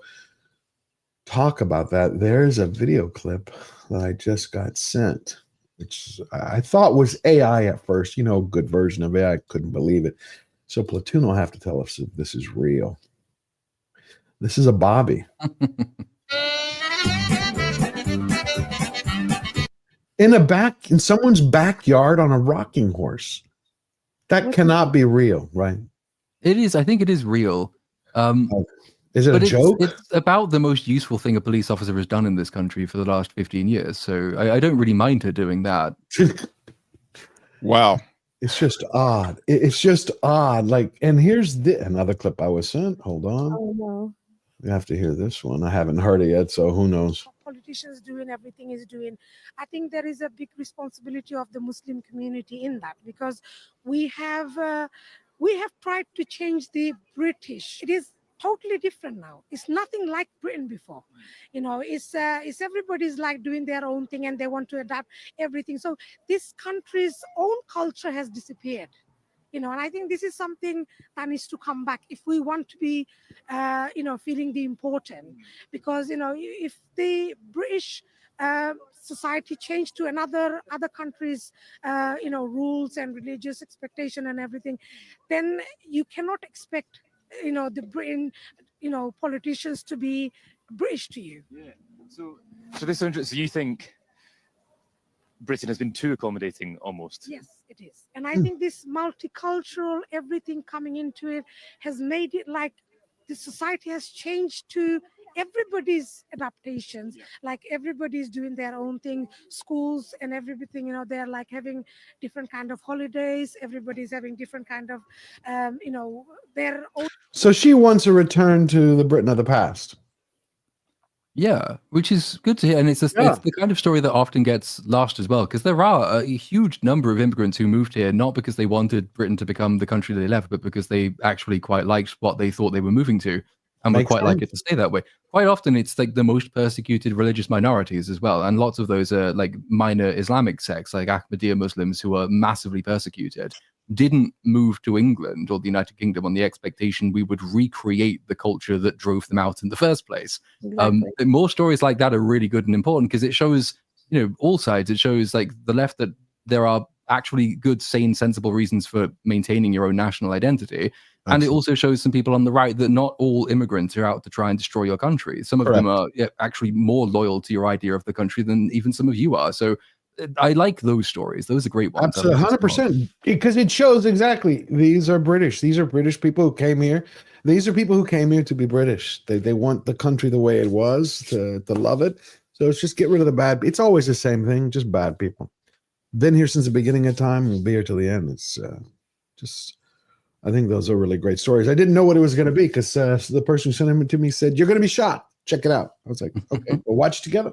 And that's a good shock. I always like that. Eric Heffelfinger for $10. The immigrant. Oh, we already got that one. Thank you, Eric. Is to Phobos for $2. Maybe UK white men could identify as Indian. I do on all of the documents I ever sign everywhere. I just tick all of the boxes. Thank you, Stephobos, for that one. And Brian Ogden for $2. Time Travelers, best little people. Time travel. Are you talking about Time Bandits? Time Travelers, best little people. Okay. Thank you. It'll hit me in a second. William Barr, member for 7 months. Whenever Platoon's on, my IQ is quadrupled. I feel the same exact way. Everybody Thank on you, the William. channel is just smarter. Oh yeah, and that pretty much wraps up our show because there's other stuff we were going to cover, but again, Mama Slayer's birthday, so we're going to cut it a little short. Thank you everybody for coming. Let's go around the horn. Verbal, where can everybody find you, and what do you have coming up next? Yeah, you guys can find me at Verbal Riot, YouTube, Rumble, and X. I have a video coming out probably today or tomorrow about the MCU. You can catch me on Film Thread Versus tomorrow as well, and yeah, that's it for me. Sweet. And then we have My Nerdy Home Steph. Thank you for joining us. I hope you come back soon. Of course, yes. I'm open, to coming back. You can catch me on my channel, My Nerdy Home. I have 3 videos coming out this week: MCU, Snow White, and an update on Blake Lively versus Justin Baldoni. Also, in about an hour, I'll be doing my weekly gaming stream with Disbrew. We're playing Split Fiction. So, Oh, is that fun? it's a lot of fun. Yeah, I'm not a great gamer. Disbrew is a great gamer, and somehow that works. So, Cool. I'm gonna go look at that. I can't today, but I'm gonna watch it later. What's it called again? Split Fiction. Split Fiction. All right. It's just a lot of Disbrew yelling at me the entire time. That- It's very entertaining. Yeah. That's got to be fun. Yeah. Tom for Midnight's Edge After Dark, Midnight's Edge Espanol, and Midnight's Edge. Most hated man on the panel. Yes. Why aren't you going to show everybody your beautiful face so they can see what's coming up next? There you go. What do you have coming up next? I'm working on a video, and Okay. then I got tier maker list tonight. We're gonna count down all the Teenage Mutant Ninja Turtle movies in celebration of the 35th anniversary of TMNT 1990 being released today. Oh, are they making any more of those? Just by the way. Oh, they are. Okay. Are they going to be any good? Oh, that's so sad. No, because of Seth Rogen. Fuck Seth Rogen. All right. A little platoon. Great to always have you here. My good friend. Rogen, get away from my turtles. Yeah. What do you have coming up next? What is next? Well, there's the Captain America 4 video, which is on my channel, for which I get paid nothing because fuck YouTube. And so next up is going to be, there's a little Snow White second channel video, which I'm hoping will be out tomorrow. And by little, I mean it's only like half an hour long. And then there's the main Snow White video, which will be out at some point this week, which will be closer to, I probably guess, 2 hours long. So lots of Snow White this week, and then I'll never have to touch it ever again, ever. Wow. And I am just finishing my Snow White video tonight after Mama Slayer's birthday. I have 2 Snow White videos coming out this week, and the first one will be here in a couple, should be Wednesday. Oh, I just have to get everyone's reaction to this because the left was going nuts. Before we leave, I can't wait to see everyone's faces. All right. So Steve Bannon for the last month has been slowly leaking that the White House has developed a strategy to ensure that President Trump fixes the country. And the Daily Mail picked up on this, and NBC News this morning asked the president about it. But here we go. What do you all think of this? Trump for 12 more years. Anybody? Takers? Thoughts? I think if there were a simple loophole in the Constitution that lets presidents stay on forever, a president would have used it by now. They found actually a loophole that they said many administrations have looked at but refused to do because it has one complication. It is in the Constitution, it says you can be elected, a president can only be elected twice. So they brought out some constitutional attorneys, some professors, and they said, yes, a president. So basically, what they've laid out is that in 2028, J.D. Vance runs for president under the vote for me and you get Trump. Trump will be his VP. He wins. He gets sworn in as president. Everybody's watching, and 10 seconds later, he says, "I resign," and Trump is president. That's the plan. So Trump was, and they said, therefore, he's not elected. That's a crazy loophole. It is, yeah, and it's a slippery slope as well, because while we might like President Trump right now, who's to say, like, if a Democrat president gets elected and we don't like them? For instance, let's say Biden had used that loophole, you know, and we would have Biden for 8 more years or whatever. Yeah. Yeah. So I got it's a crazy slippery slope. I can see why previous presidents have looked at it and not taken advantage of that loophole, because it really only takes one person, right? One person to actually do it, and then the floodgates are open. It's only a matter of time before the Democrats also take advantage and use that as well, use that loophole as well. So I don't know. It's a cool thing. It's a cool concept. It's an interesting loophole. But it is at the same time like a slippery slope. So. It's probably one we shouldn't fuck with. Basically. I was gonna say, it's also exactly the thing that he's been accused of wanting to do by so many for so long, that I think it would be such a gotcha for the left that it would be a bad move. Well, and honestly, yeah, I mean, go ahead. I think I agree with Steph. It's a bad precedent to set. It's something that's been a part of our, voting system for over 200 years now. Why should somebody rock that? Especially somebody. Well, because Roosevelt did it. That's why they were talking about it. He was won 4 times. I don't know. I think Trump's got his 4 years now. Show us what you can do. If he does good, JD Vance is a shoo-in. I agree. I mean, I think it's a very bad precedent to set. Not only that, we don't even know how long Trump is going to last. He could be dead in 12 years. You recently had a dead president. I don't think you want another one. Right. No, the thing is people thought it was a joke. Yeah, I'm still here, motherfucker. What? I'm still here, motherfucker. Yeah, they thought it was a joke. So NBC asked the president this morning, and here's the headline. He's like, breaking. Trump says he's not joking when asked about seeking a 3rd term. Says a lot of people want me to do it, and there are methods with which you could do it. So he affirmed it to NBC, and he's like, but we're not looking at it now. We've already have it in the box. Let's just do all the stuff we got to do to fix America. It has flipped people out. Well, yeah, I mean, he won't want to invite, because that's exactly what Vladimir Putin did. And I don't think he'll necessarily want even more of those comparisons. Putin was term limited, stepped down, became prime minister under Dmitry Medvedev, I think, who was just the puppet president. And then he was allowed to run again after that. So it's not the kind of thing democratic leaders tend to do. Yeah, I hear what you're saying, and it's very dangerous. They also said, of course, it does have the loophole that it has, the problem. It's all about trusting Vance or whoever would be, because you'd have to trust that person who's like, okay, yes, I'm president, and yeah, I don't want to resign. That's kind of like the little thing. Anyway, I just wanted to get everyone's reaction, because they're going to be talking about it a lot over the next couple of weeks, and I know NBC is going to start blowing it up, and CNN and everybody else. All righty, let's read these last 2. Mark Daly for $10. At least that dude married that woman, not like Jasmine's father, who dropped a 50 on her mother's dresser and walked out.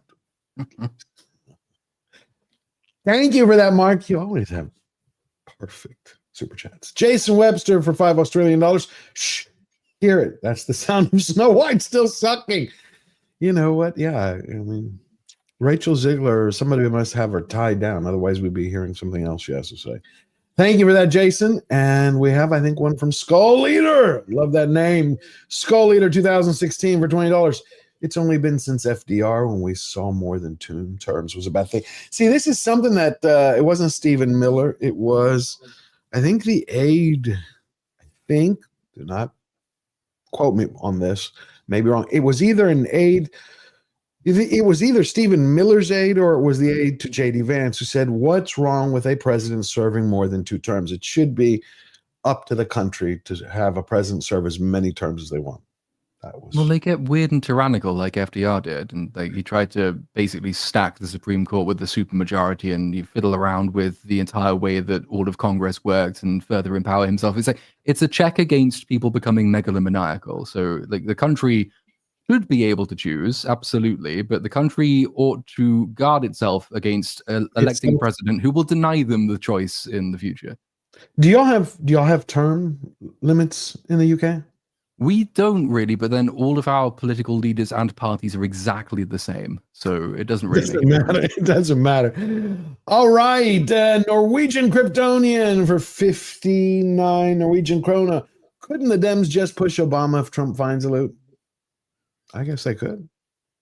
And I think Obama had 3 terms, basically. Biden wasn't really functional. That was Obama there. But yes. All right, everybody. It was a great show. Thank you to our incredible producer, Fletcher Williams, our incredible moderators, Eric K., Lord Thought, and all you beautiful people out there. Audience, you're amazing supporters. Couldn't do without you. You keep the lights on.